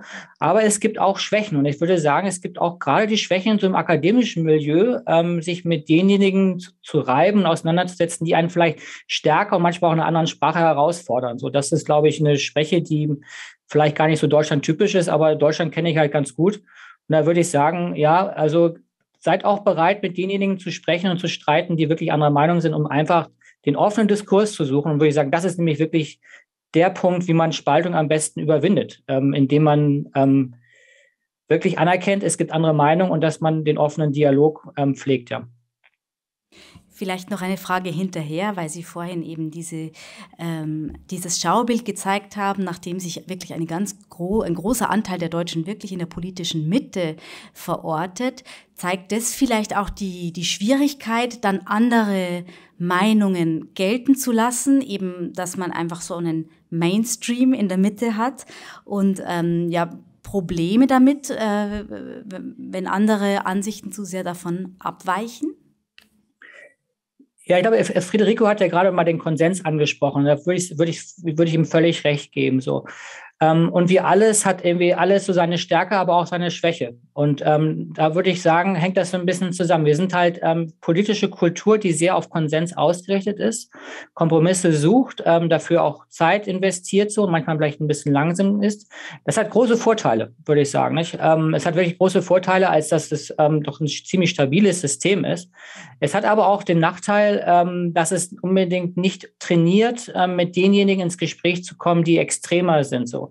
Das muss man auch nicht mit jedem so. Ich würde sagen, also es gibt auch Leute, mit denen muss man auch wirklich nicht das Gespräch suchen. So. Das sind dann vielleicht auch wirklich Leute, wo ich sagen würde, okay, das sind eher Fall für die Polizei, für die Staatsanwaltschaft oder in Deutschland wäre das der Bundesverfassungsschutz. So ist das so. Aber insgesamt würde ich sagen, dass diese Konsenskultur viele, viele Stärken hat. Aber halt auch diese Schwäche, den Dialog mit Teilen des extremen Randes zu pflegen. So, das ist vielleicht auch eine kulturelle Frage. So kann ich schwer wirklich beantworten. Aber ich glaube, das ist schon die eine Seite der Medaille, ja. Oder die andere Seite, ja. Je voudrais vous faire rebondir sur cette question. Est-ce que justement cette culture du consensus qui n'est pas très qui n'est pas très forte en France, est-ce que ça pourrait être aussi une des clés pour comprendre la situation en France? Absolument, culture du consensus et culture du dialogue, et je retrouve beaucoup d'écho avec le travail que nous faisons en France et en Allemagne dans ce que vient de dire Niels. En fait, je vais vous expliquer un petit exercice tout simple qu'on fait parfois quand on fait des formations avec des groupes assez larges. on a la possibilité d'afficher sur l'écran un QR code que les gens flashent avec leur téléphone et ensuite ils accèdent directement à un mini questionnaire qui leur permet qui nous permet d'identifier dans lequel des 6 groupes de valeurs dont je vous ai parlé tout à l'heure il se situe. Et en fait, ce que ça nous permet de montrer, c'est que dans l'énorme majorité des cas, on a en face de nous dans une salle un public ultra homogène qui appartient très très majoritairement à une seule catégorie, parfois 2, voilà. Et ça, c'est souvent les mêmes groupes, en fait, voilà. Et donc, dans les gens avec qui l'on parle, dans les gens avec qui l'on travaille, il y a certains groupes qu'on ne rencontre jamais, en fait. Et pourtant, sur l'ensemble de la population française, ils sont aussi nombreux que ceux qu'on rencontre tout le temps et ceux avec lesquels on interagit tout le temps. Et ça, en soi, c'est un problème, c'est un biais dont il faut prendre conscience. Ça ne veut pas dire qu'on est mieux ou moins bien que ces autres groupes, mais simplement, il faut être conscient de ça pour savoir d'où l'on parle et à qui l'on parle et à qui l'on ne parle pas. Et du coup, je rejoins absolument ce que vient de dire Niels, apprendre à entendre des opinions divergentes des nôtres, apprendre à les écouter. Donc, nous faisons des études quantitatives, mais nous faisons beaucoup aussi de quali, d'analyse qualitative, avec notamment des focus group. Le quanti, ça permet de répondre aux questions, en gros, qui, quoi, combien. Et le quali, ça permet de répondre aux questions pourquoi, comment, donc de creuser, d'approfondir en fait les perceptions et les opinions de ces personnes, de ces groupes. Et nous dédions une énergie et des ressources particulières à l'écoute des groupes qui sont les plus défiants, les plus désengagés, pour essayer justement de mieux les comprendre, ça c'est notre travail d'analyse, mais aussi tout simplement aussi de leur donner la parole. Et nous avons aussi travaillé sur un projet spécifique avec une des leaders des Gilets jaunes qui s'appelle Priscilla Ludowski, parce qu'on a la conviction que en fait, ça a complètement ses limites de travailler sur ces groupes-là sans travailler avec des gens qui ont été dans ces groupes-là, en fait, voilà, très clairement. Et du coup, y compris ce que vous dites sur les groupes d'extrême droite, et je me rends compte, et je le dis régulièrement à mon équipe, que, entre guillemets, même nous qui travaillons tous les jours sur ces sujets-là, on a tendance presque inconsciemment à isoler un peu ce groupe que nous, on appelle des identitaires. C'est un peu comme si voilà, ça sentait pas bon de ce côté-là, on n'a pas trop envie d'aller regarder. Donc finalement, voilà, on travaille sur le groupe qui est juste avant, mais celui-là, voilà, on y va un peu moins. Et en fait, il faut vraiment de façon proactive qu'on fasse ce travail. Et quand on le fait, on a fait une étude en juin dernier sur l'abstention, en partenariat avec la Fondation Jean Jaurès d'ailleurs, qui était purement du quali. On a fait 6 focus group, donc au total 12 heures d'écoute de personnes qui s'étaient abstenues au présidentiel dans nos 6 groupes de valeurs. Et donc on a écouté pendant 2 heures des identitaires, et ce qui était extrêmement intéressant, je relève juste un point, c'est que tout à la fin du groupe que j'avais animé moi-même, des 6 groupes, c'est celui à la fin où ils ont dit en tout cas merci, c'était vraiment formidable de pouvoir échanger, de pouvoir s'exprimer, et ils l'ont dit de façon très très appuyée, comme s'il y avait une forme de soulagement en même temps ça pose un problème très compliqué qui est quelle place on peut donner dans une démocratie à une parole qui concrètement exprime beaucoup de rejet de l'autre, mais on sait en même temps, et ça c'est des analyses de la psychologie sociale, que l'autocensure sur des questions politiques, en fait, renforce le sentiment de distance vis-à-vis de l'autre, et donc creuse cette défiance, en fait. Donc il y a en soi un besoin d'écouter et de garder, de maintenir un dialogue en fait avec ces groupes-là, je pense. Et je voulais aussi peut-être juste réagir sur la question du rapport à la démocratie qui, moi, m'interpelle un petit peu dans les chiffres qui ont été partagés tout à l'heure, parce que il se trouve qu'on avait fait un grand projet sur la démocratie aussi en Allemagne, d'abord en Allemagne, en fait, avec la Fondation Bosch, qui avait été soutenue par la Fondation Bosch, et donc une recherche dans plusieurs pays, dont la France et l'Allemagne. Et une des questions qu'on avait posées, c'était... l'affirmation, c'était globalement, je considère que les Français qui ne votent pas pour le même parti que moi partagent au fond les mêmes valeurs essentielles que moi. En France, on était en 2021, c'était 2/3 des Français qui partageaient cette conviction. Et là, ça a chuté à seulement 1/3 à l'issue du cycle électoral de 2022. Et de façon, il nous semble, un petit peu corrélée, on a une majorité des Français qui disent que le cycle électoral qu'on vient de vivre a affaibli la démocratie. Voilà. Donc je trouve cette lecture pas simple du rapport à la démocratie. Je voulais justement ajouter quelque chose là-dessus et par rapport à ce que Niels disait tout à l'heure sur la question des fractures et des opinions légitimes. Certes, on est en train en tout cas, de le comprendre tous ensemble, les différences qui existent entre la France et l'Allemagne, et les différences qui existent entre l'Europe et les États-Unis, avec cette idée de la fracture très claire entre deux sociétés, en fait, qui coexistent, mais de façon séparée, ou qu'on peut observer par exemple en Amérique latine, au Brésil, en Argentine et dans plein d'autres pays. On n'est pas à ce niveau, en tout cas en France, de fracture aujourd'hui, mais pour revenir aux données que vous donniez à l'instant, dans l'enquête fracture, je suis désolé, je reviens sur des sondages, mais dans l'enquête fracture, on a testé l'image détaillée de chacune des principales forces politiques, et ce qui est quand même assez frappant, sans aller jusqu'à dire qu'on est dans la même situation que les États-Unis ou que certains pays en Amérique latine, c'est un peu ce que vous disiez à l'instant. Quand on demande aux Français si chacune des formations politiques constitue ou pas une menace pour la démocratie, vous avez, certes, c'est une tradition dans la gauche française en particulier qui considère que le Rassemblement national constitue une menace pour la démocratie. Ça, c'est pas une nouveauté. Mais ce qu'on voit de façon très claire, c'est que quand vous prenez les sympathisants des droites dans leur ensemble, une très large majorité considère que la France insoumise est une menace pour la démocratie.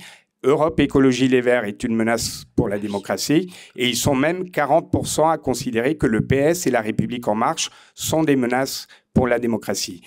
Vous avez, dans une moindre mesure, la même chose à gauche, c'est un peu moins marqué, mais vous avez, au-delà de cette perception du RN comme une menace pour la démocratie, vous avez de façon générale, en tout cas beaucoup plus répandue qu'avant, cette idée, ce recul de l'idée d'opinion légitime et au contraire, une perception de plus en plus marquée comme selon laquelle l'autre, dont on parlait tout à l'heure, mais cette fois-ci l'autre politique, n'est pas légitime et constitue une menace pour la démocratie.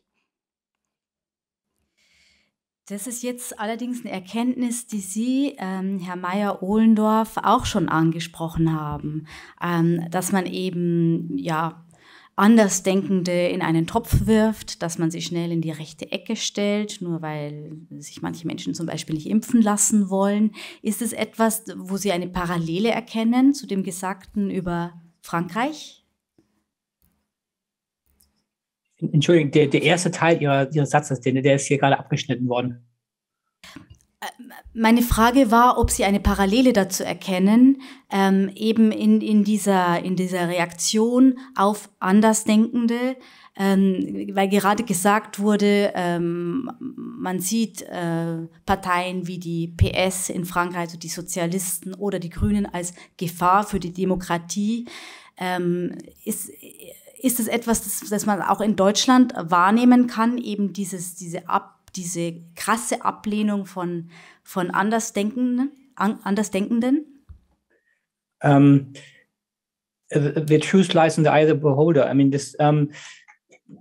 ich glaube, es ist ein bisschen das, was auch irgendwie Federico meinte. So, wenn man, je nachdem, mit wem man spricht, bekommt man andere Antworten. So, wenn man diejenigen fragt, die in der Nähe von dem Spektrum der AfD sind, da wird man dann sehr viel hören, dass der größte Feind der Demokratie und der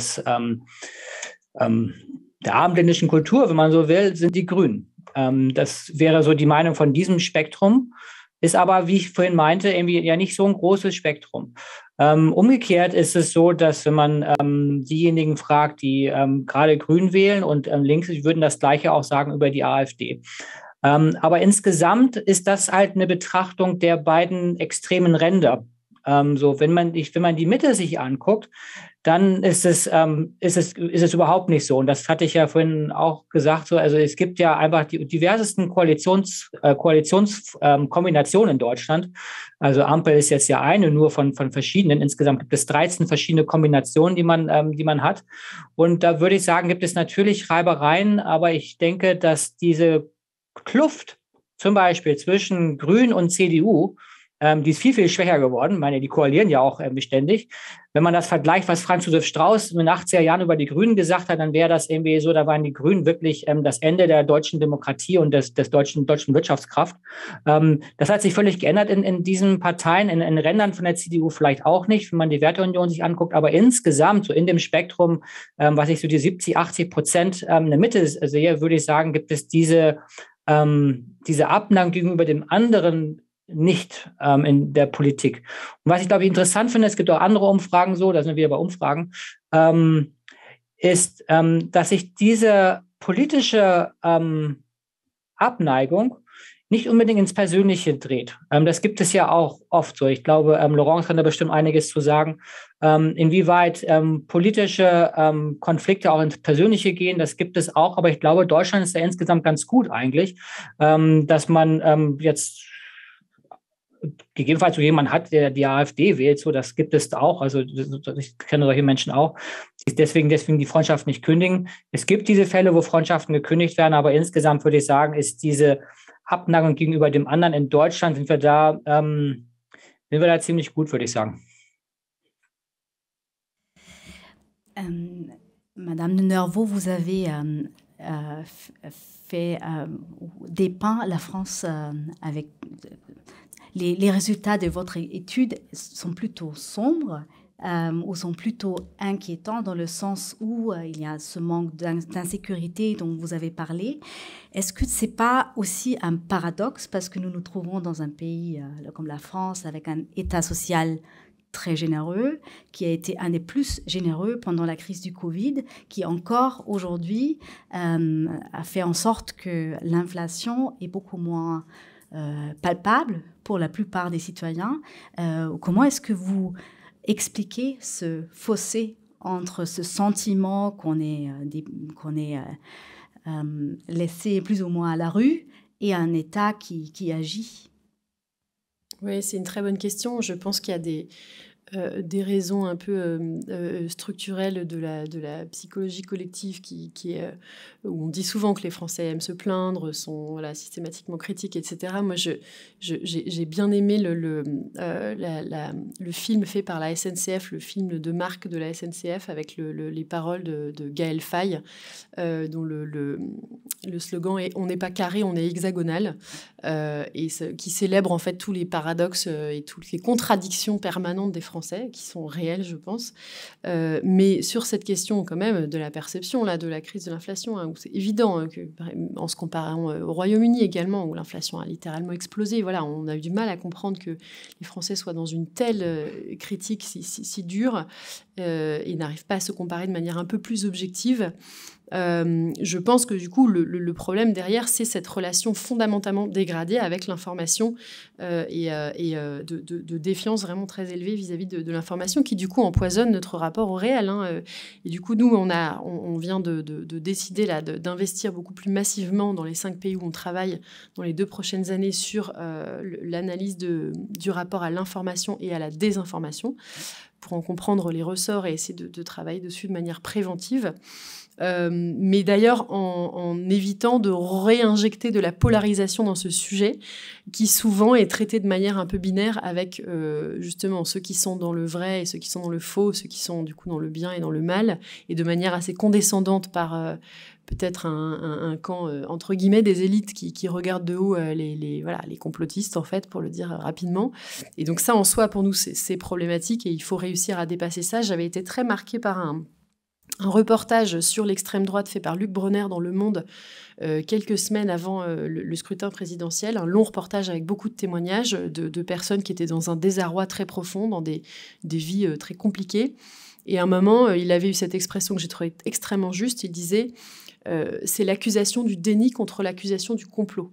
Et en fait, cette accusation renvoyait dos à dos les personnes dont on dit qu'elles sont dans une lecture complotiste, et je ne suis pas en train d'être relativiste en disant ça, c'est vrai qu'il y a quelque chose qui s'appelle le complotisme, mais en même temps qui, elles, sont dans une perception de déni permanent de leur situation et de leur vécu. Et c'est ça aussi qu'il faut, je pense, absolument entendre.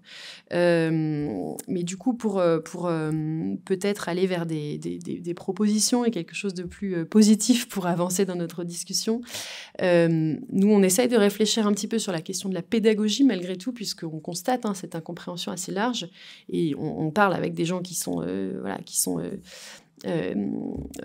décisionnaires aujourd'hui au gouvernement et qui sont dans un assez grand désarroi parce qu'ils ont l'impression de communiquer tout le temps et sans arrêt.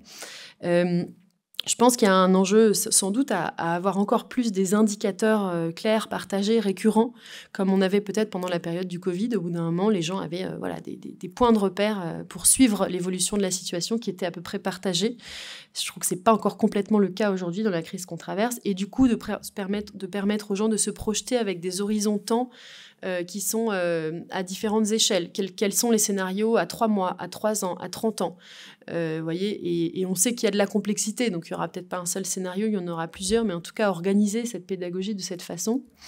Et puis, en fait, nous, ce qui nous frappe souvent dans ce qu'on entend dans les focus groups, c'est le décrochage complet entre le micro et le macro, c'est-à-dire que entre eux, et qui nourrit d'ailleurs le complotisme, là aussi. Par exemple, sur la question des pénuries.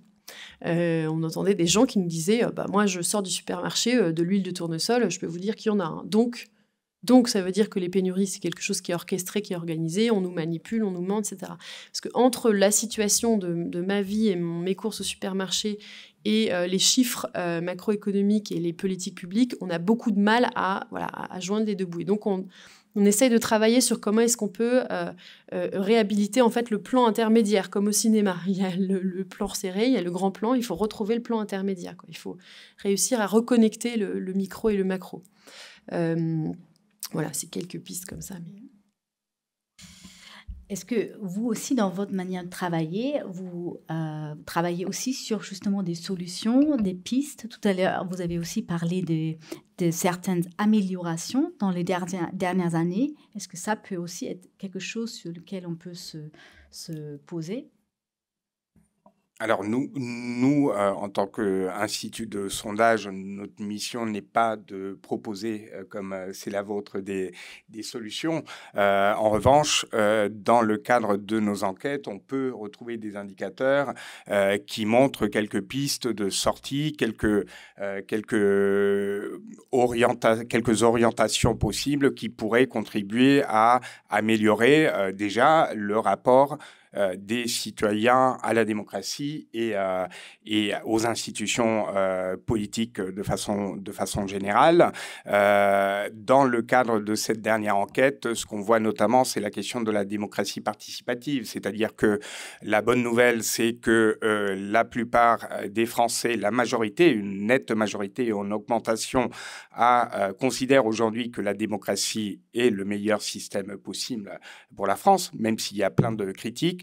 Mais on voit aussi qu'il y a des attentes en termes de démocratie participative. Alors, les choses ont beaucoup évolué en France là-dessus, que ce soit au niveau national, le grand débat, que ce soit au niveau local même. Aujourd'hui, il y a plein de collectivités locales, plein de communes, la commune de Montrouge, juste à côté, par exemple, qui travaillent beaucoup sur la question de la démocratie participative. Donc, il y a des choses qui sont faites là-dessus, mais ça constitue vraiment une attente de la part des citoyens. Après, il ne faut pas être non plus naïf et se dire qu'il suffit que les autorités publiques, les institutions publiques ouvrent davantage la possibilité aux citoyens de participer pour qu'il y ait un déferlement de Français qui souhaitent participer à chaque fois. La preuve, le taux de participation aux élections qui ne cesse de s'affaiblir. Il n'empêche qu'il y a peut-être des pistes à creuser là-dessus, que c'est une attente de la part des citoyens et que ça peut contribuer à améliorer leur rapport à la démocratie et leur rapport aux institutions. Et peut-être encore une question, comment expliquez-vous cette amélioration des dernières années, malgré qu'aujourd'hui on se trouve dans un contexte de crise, mais vous avez dit il y a moins cette perception que les politiques sont corrompus, etc. Alors, il y a plusieurs choses. Je disais à l'instant que les Français considèrent en majorité que la démocratie en France aujourd'hui ne fonctionne pas bien, mais on a une proportion d'entre eux qui augmente, qui à l'inverse considèrent que ça va mieux et que leurs idées sont représentées. Évidemment, je pense qu'il y a quelque part un lien avec la nouvelle constitution de l'Assemblée nationale.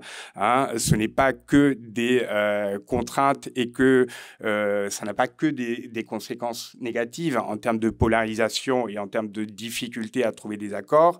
Ça permet aussi aujourd'hui à davantage de Français, ceux qui ont des positions minoritaires, mais qui pèsent de plus en plus en France, d'être également représentés à l'Assemblée nationale.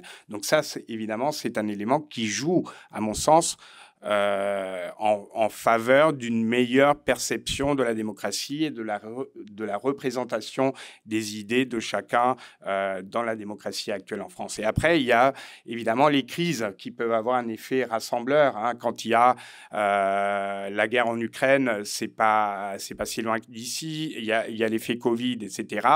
Évidemment, il y a des mouvements vers le complotisme qui se développent ces derniers temps, mais vous pouvez, face à des crises extrêmement fortes et sans précédent, avoir une tendance à l'union, au rassemblement et à laisser de côté momentanément les différences. Mais je pense que la question de la représentation à l'Assemblée nationale est une question clé aussi dans le bon fonctionnement de la démocratie en France et dans le rapprochement entre les citoyens et les autorités publiques et politiques. Wenn wir nochmal nach Deutschland blicken, was gäbe es da für Möglichkeiten, um die Debatte noch differenzierter zu machen, um die verschiedenen Akteure auch entsprechend in die Verantwortung zu nehmen? In Deutschland haben wir auch die Diskussion, die Federico angesprochen hat, mit den Bürgerräten, die partizipativen Elemente von Demokratie. Ich glaube, sie ist nicht ganz so stark wie in Frankreich, aber es gibt sie auch in Deutschland. Ich glaube, das ist eine ganz gute Ergänzung der vielen Formen der Bürgerbeteiligung, die wir in allen Demokratien haben.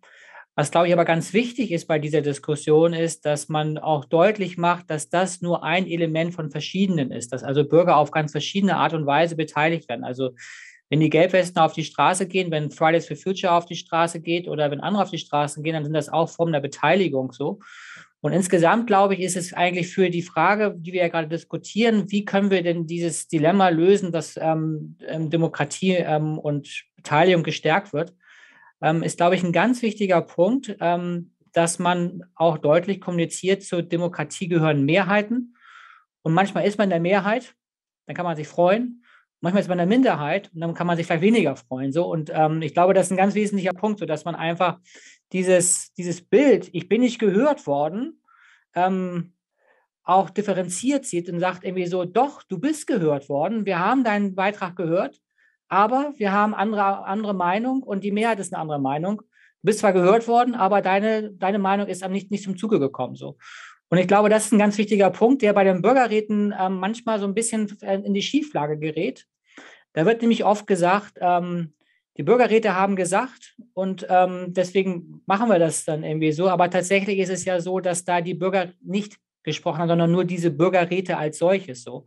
Insofern meine ich nochmal, was ich am Anfang meinte, irgendwie dieser Punkt, dass Bürgerräte ein Teil der Öffentlichkeitsbeteiligung sind. Das ist richtig so, aber sie sind nicht sozusagen die Superform der Beteiligung.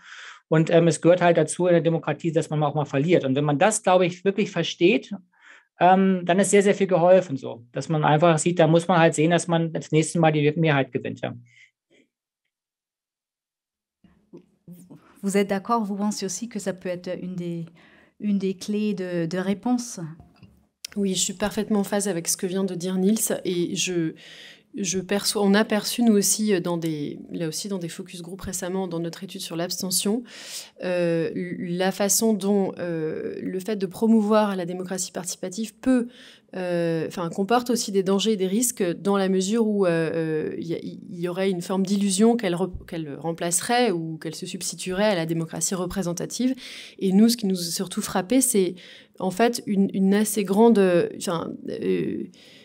plutôt une très faible appréhension de la notion de représentation, tout simplement. Par exemple, énormément de personnes, quand on leur demandait pourquoi ils ne votaient pas, nous disaient « je ne me suis pas retrouvée à 100% dans aucun des candidats ». Il y avait cette expression de se retrouver à 100%. Qu'est-ce que ça veut dire? Est-ce que quand on vote, on est censé se retrouver à 100% soi-même, la personne que l'on est dans un candidat? En réalité, non. Ce n'est pas ça le principe de la représentation. Et ça demande un effort, ça demande un apprentissage, c'est pas forcément inné. Et donc, je pense qu'il y a un gros effort encore d'éducation à la démocratie qui est fondamental et qui n'exclut pas, évidemment, une certaine dose de démocratie participative qui vient comme un complément, une stimulation, une diversification des formes d'expression, etc. Mais il ne faut pas vendre du rêve, entre guillemets, ou de l'illusion, je pense, aux électeurs de ce point de vue. Nous n'avons pas du tout parlé d'éducation, mais est-ce que justement c'est aussi un rôle pour les écoles, pour tout le début Oui, nous, on insistait beaucoup là-dessus dans les recommandations issues de notre rapport sur l'abstention, qu'on peut retrouver en ligne, sur l'éducation à la démocratie. En fait, quand on demandait aux gens « c'est quoi pour vous être citoyen ?», on retrouvait des choses tellement, disons, basiques que ça rendait un petit peu triste. C'était c'est ne pas jeter des papiers par terre. Bon, d'accord. Voilà. Et en fait, on a besoin, je pense, d'une éducation à la démocratie beaucoup plus ambitieuse, qui intègre une éducation à l'image et aux médias, qui doit être absolument centrale, parce que notre rapport, finalement, à la démocratie passe par notre rapport à l'information. Hein, je reviens à ce que je disais tout à l'heure. Et qui doit, je pense, aussi être beaucoup plus incarné, parce qu'en fait, on ne peut pas aimer des institutions qui sont simplement des abstractions. Nous, on considère qu'il faut que tous les collégiens ou lycéens de France, à un moment dans leur scolarité, puissent se rendre à l'Assemblée nationale ou au Sénat pour vivre concrètement dans leur chair ce que c'est que ces institutions. De la même façon, il faut aussi qu'ils puissent dialoguer avec un élu directement, qu'il y ait des élus qui viennent, soit des élus, soit d'anciens élus, nationaux ou locaux, peu importe, qui viennent faire des sessions de questions-réponses avec les jeunes dans les écoles ou dans les universités également, ici, pourquoi pas à la cité universitaire. Voilà, je pense que ces deux dimensions, d'éducation à l'image aux médias et d'éducation beaucoup plus incarnée à la démocratie sont importantes.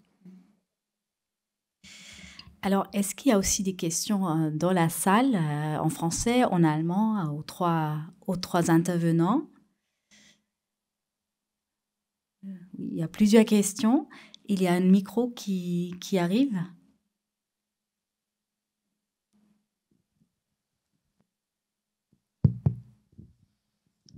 Oui, bonjour. Lucas d'Amsterdam.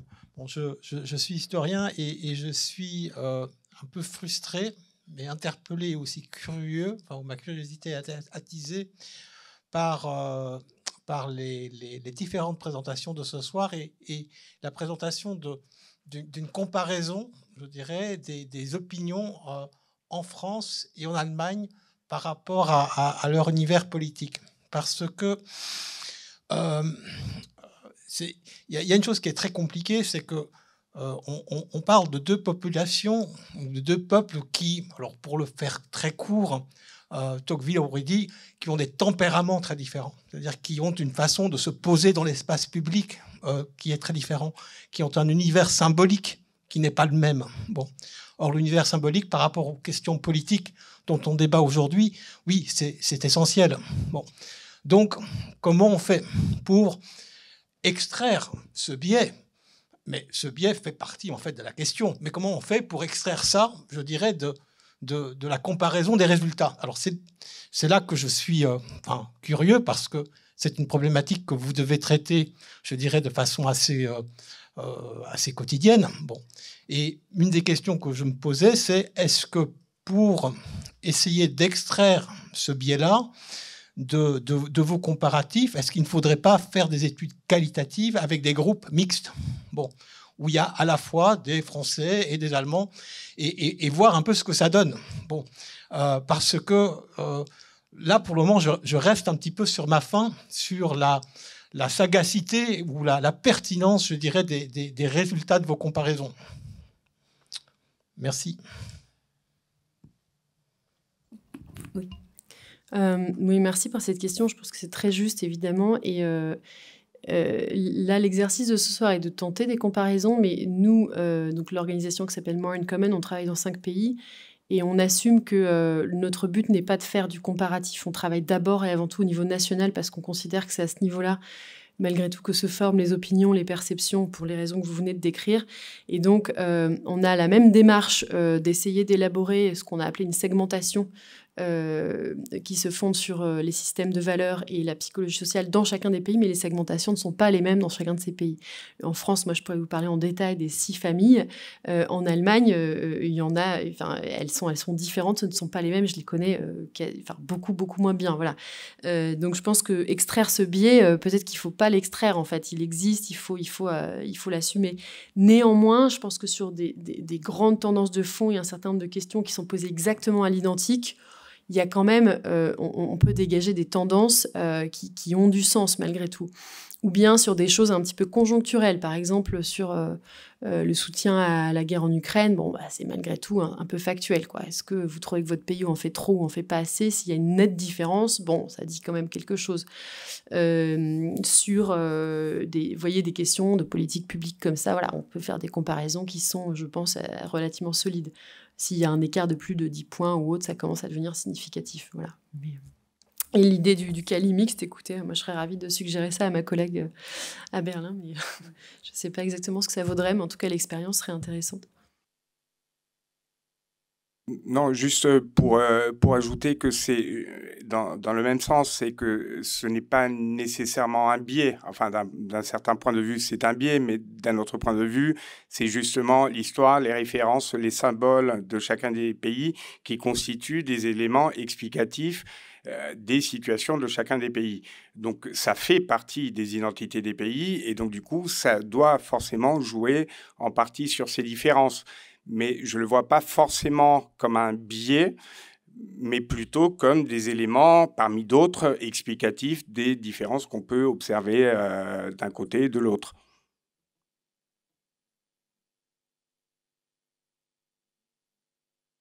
Wollen Sie reagieren, Herr Meyer-Ohlender? Ja, danke. Also ich finde die Frage insofern ganz interessant, was sie eigentlich für das politische Handeln bedeutet. Und da würde ich sagen, das ist irgendwie so auch unser Ansatz immer, dass wir Länder nicht normativ vergleichen. Wir sagen nicht irgendwie, Land 1 ist deshalb besser als Land 2, weil es X macht und Y. Das ist, glaube ich, wichtig, dass man das so sieht. Was man, glaube ich, machen kann, und das ist, glaube ich, das, was wir hier heute Abend machen, ist, dass man voneinander lernt. Sodass man einfach guckt, wo ist etwas, was so läuft und das läuft dann so, aber das ist keine normative Vorgabe, sondern das ist einfach nur eine Einladung, vielleicht bestimmte Dinge voneinander zu lernen.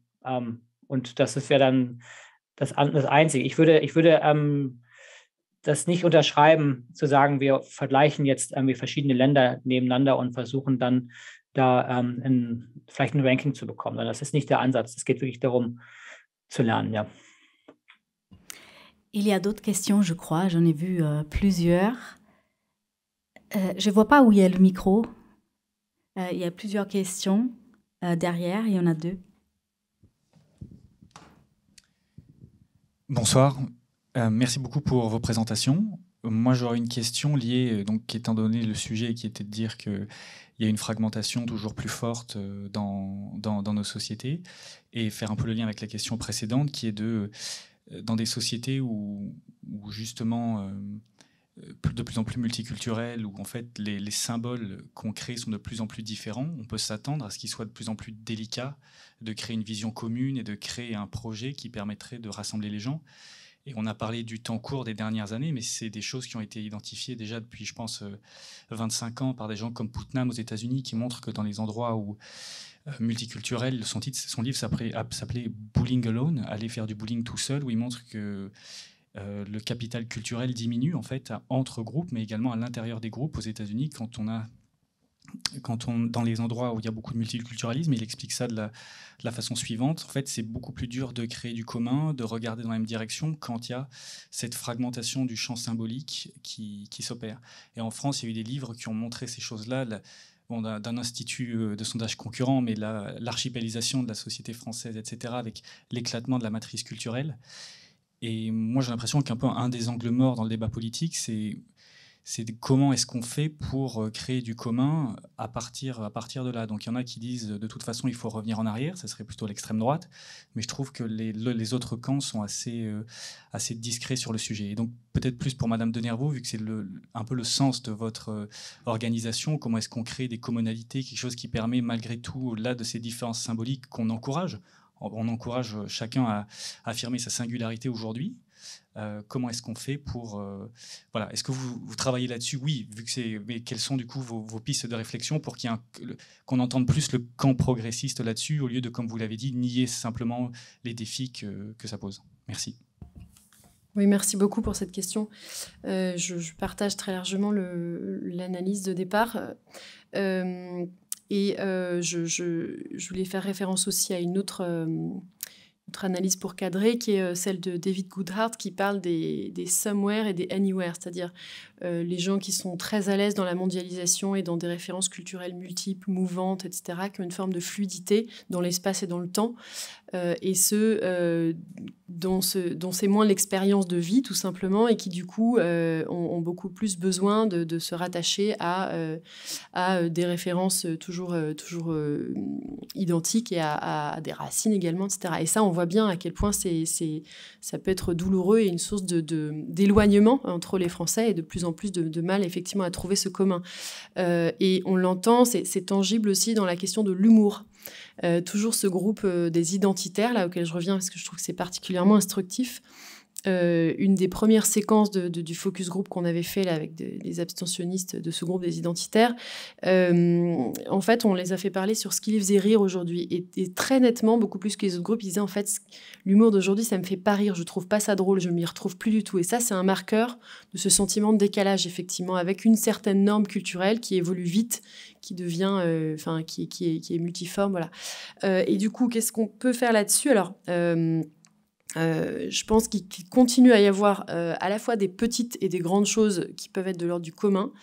Et parfois, il faut réfléchir à des choses peut-être très pragmatiques et simples. En fait, il y a des passions que les Français partagent, tout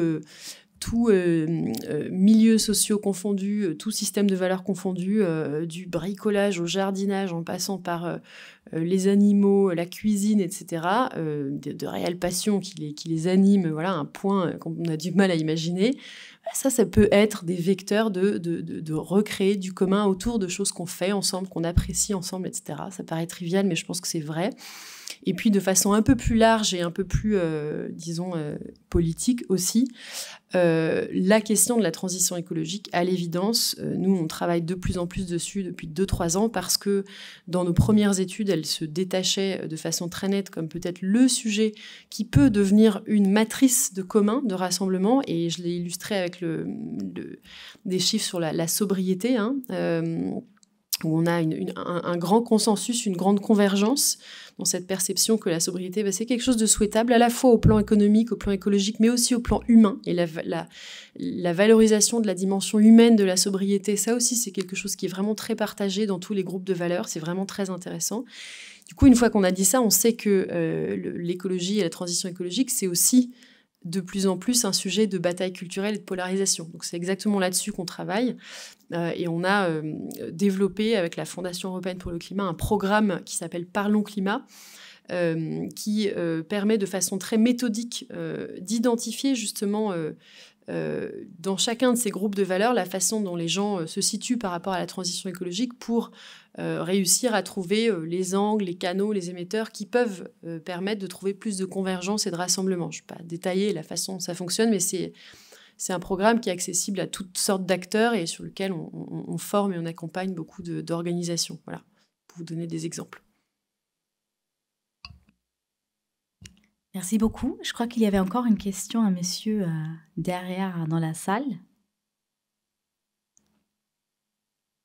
Ah, pardon. Oh, excusez-moi.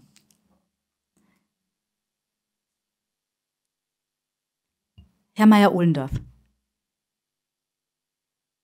Ja, danke.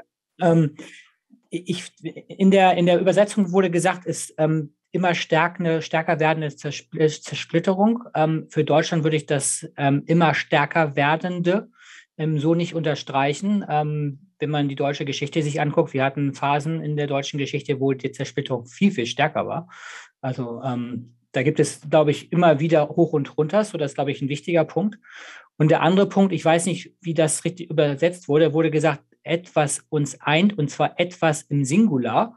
Da würde ich sagen, es gibt halt ganz viele Dinge. Das meinte, glaube ich, Laurence ja auch gerade so. Und ich glaube, man muss da irgendwie sehr pragmatisch sein und man muss anerkennen, glaube ich, dass es nicht das eine gibt, was einen eint, sondern es sind ganz viele verschiedene Identitäten, die jeder Einzelne von uns hat. Man hat ja nicht eine Identität, sondern sehr viele unterschiedliche. Und dass man sich dem bewusst wird. So, glaube ich, das wäre, glaube ich, wichtig. Und das andere, was, glaube ich, für Deutschland, ich glaube, in Frankreich ist wahrscheinlich auch ähnlich so, wir haben in Deutschland über die letzten 10, 15 Jahre viel, viel mehr lokale Initiativen. Also, weiß nicht, jetzt in Berlin zum Beispiel, da wird jetzt gerade ein Park neu gestaltet. Es ist undenkbar, dass dieser Park so gestaltet wird wie vor 20 oder 30 Jahren, wo die Gemeinde einfach sagt, wir machen jetzt da einen Kirschbaum und dort einen Birnenbaum, sondern jetzt ist es so, dass die Leute gefragt werden, wollt ihr einen Birnenbaum haben oder einen Apfelbaum? Das ist also, gibt's überall so, das ist sozusagen wirklich so ein Standard. Ja, und der letzte Punkt mit dem Humor, das fand ich sehr interessant, Laurence. Das müsste man nochmal besprechen, ja. Merci. Est-ce qu'il y a encore des questions? Il y a encore une question? Oui, il y avait plusieurs. Du coup, on fait dans l'ordre. Merci. J'ai plusieurs questions, mais en voici une. En France, je tiens à dire d'emblée que manifestement, nos divers pays sont franchement malades. Je pense qu'il faut le dire, à divers degrés, diverses manières. Alors en France, un de ces symptômes, c'est le complotisme dont vous, madame, en particulier, avez parlé. Je me demande à quelle mesure ce type de complotisme sévit aujourd'hui en Allemagne. Monsieur? Eine Frage an Sie, Herr Meyer-Ohlendorf. Ja, für Sie. Für Sie. Ja, ich hatte ja anfangs gesprochen von dem Spektrum Alternative für Deutschland, AfD. Das wäre ein Spektrum, wo es Verschwörungstheorien, würde ich sagen, im größeren Umfang gibt, aber es ist nicht nur dieses Spektrum. Aber insgesamt würde ich denken, dass diese Frage überbewertet wird. Es gibt diese natürlich in jedem einzelnen Spektrum so, sie sind aber auch sehr medial präsent.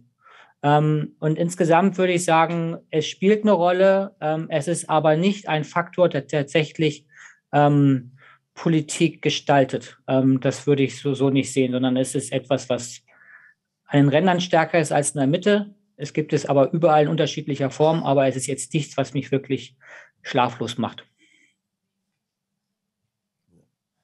Merci. C'est un peu rassurant. Est-ce qu'il y a encore des questions? Oui. On a parlé de fracture et de démocratie. Et on n'a pas parlé d'un pays qui est fracturé et qui souffre beaucoup de démocratie. Ça fait 300 ans qu'il souffre de démocratie, en fait. Et c'est une petite région de l'Espagne. Bon, le pays fracturé, c'est un pays qui souffre d'un héritage franquiste, c'est-à-dire autoritaire, et bon, comme vous savez. Le gouvernement central de Madrid fait tomber 30 lois que la Catalogne essaie de voter. Et vous savez qu'en 2017, maintenant, les choses continuent et vont mal. Dernièrement, j'ai lu que le pouvoir judiciaire, on a parlé des démocraties, c'est en Europe, et le pouvoir judiciaire en Espagne est en train de s'éteindre, faute de membres, simplement. Comme vous le savez, en 2017, il y a eu plus de 2 millions de personnes qui ont voulu voter parce qu'ils défendent leur liberté démocratique depuis le plus ancien temps, d'ailleurs. C'est le premier parlement d'Europe, avant l'Angleterre. Et je voulais seulement dire, qu'est-ce que vous pensez de ça? Question de démocratie, question de peut-être d'action à faire, je ne sais pas.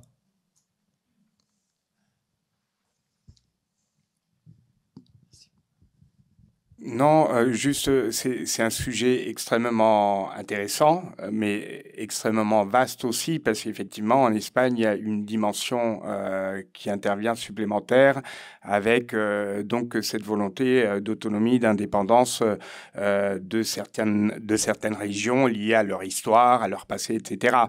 Je pense que c'est un débat super large, super intéressant. Hein, je trouve ça passionnant. Après, dans le cas de l'Espagne, vous avez, si on l'inscrit à nouveau dans le débat qu'on avait par rapport à la France et à l'Allemagne, vous avez aussi ce phénomène de radicalisation de positions politiques qu'on peut observer en France. Jusqu'ici, on le voyait moins à droite parce que le Parti populaire intégré avait la capacité d'intégrer jusqu'à l'extrême droite au sein de cette formation politique. Donc l'Espagne était l'une des exceptions de ce point de vue-là, mais on a vu finalement l'émergence de Vox comme phénomène à part. Pour le reste, et effectivement, c'est un débat, me semble-t-il, super intéressant, mais assez large parce qu'il intègre une autre dimension, c'est-à-dire les revendications locales, régionales, en particulier de la Catalogne et un peu moins le Pays basque en ce moment.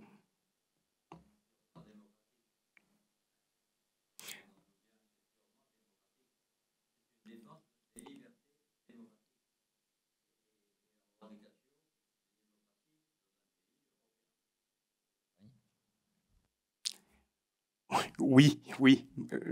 Je ne vais pas me prononcer là-dessus, mais effectivement, ça fait partie des difficultés de fonctionnement de la démocratie en Europe, hein, parce que c'est ça qui est intéressant, on est en Europe. Cette difficulté entre le pouvoir central de Madrid et le pouvoir local de Catalogne, d'arriver à un consensus, à un dialogue pour trouver une solution démocratique au problème. Mais dans ce sens-là, effectivement, ça rejoint cette nécessité d'essayer de construire des consensus et d'accepter l'opinion légitime de l'autre, en fait. Il y a une table de dialogue qui est vide depuis 2017. Le gouvernement central ne veut rien savoir, sauf pour tabasser ou, bon, je ne sais pas, envoyer 2 bateaux pleins de militaires, mais il n'y a pas de dialogue. Depuis 2017, le gouvernement central ne veut rien dire, rien savoir du reste. C'est bizarre quand même, quoi. Est-ce qu'il y a encore des questions? Sinon, nous sommes à... Oui. Juste une petite question à Madame de Nervaux. Vous avez évoqué les formations que vous organisez au sein de votre think tank. Est-ce que vous pourriez dire un mot là-dessus? À quel public il s'adresse? Est-ce qu'on peut s'inscrire tout simplement ou c'est organisé pour un public spécifique, politique peut-être? Ça m'intéresse. Oui, merci. Il y a différents formats. Il y a des formations qu'on fait dans un format collectif qui sont ouvertes à une grande diversité d'organisations. Par exemple, le programme qui s'appelle Parlons Climat, dont je parlais un petit peu il y a quelques instants. On a un format de formation collective sur une demi-journée où on accueille à chaque fois, on essaye quand même d'approfondir que ce soit interactif, donc c'est des groupes d'une vingtaine de personnes, d'organisations qui sont soit des organisations militantes du cœur du mouvement climat, mais aussi d'autres qui sont qui traitent de la question écologique, mais dont ce n'est pas forcément le cœur de sujet. Par exemple, on a travaillé là avec les référents diocésains à l'écologie au sein de l'Église catholique. Voilà. Ou bien on va travailler avec Santé publique France aussi. Voilà. Et donc on a des formats collectifs comme ça où les dates sont publiques et on peut s'inscrire. Et il y en a qui sont en visio également.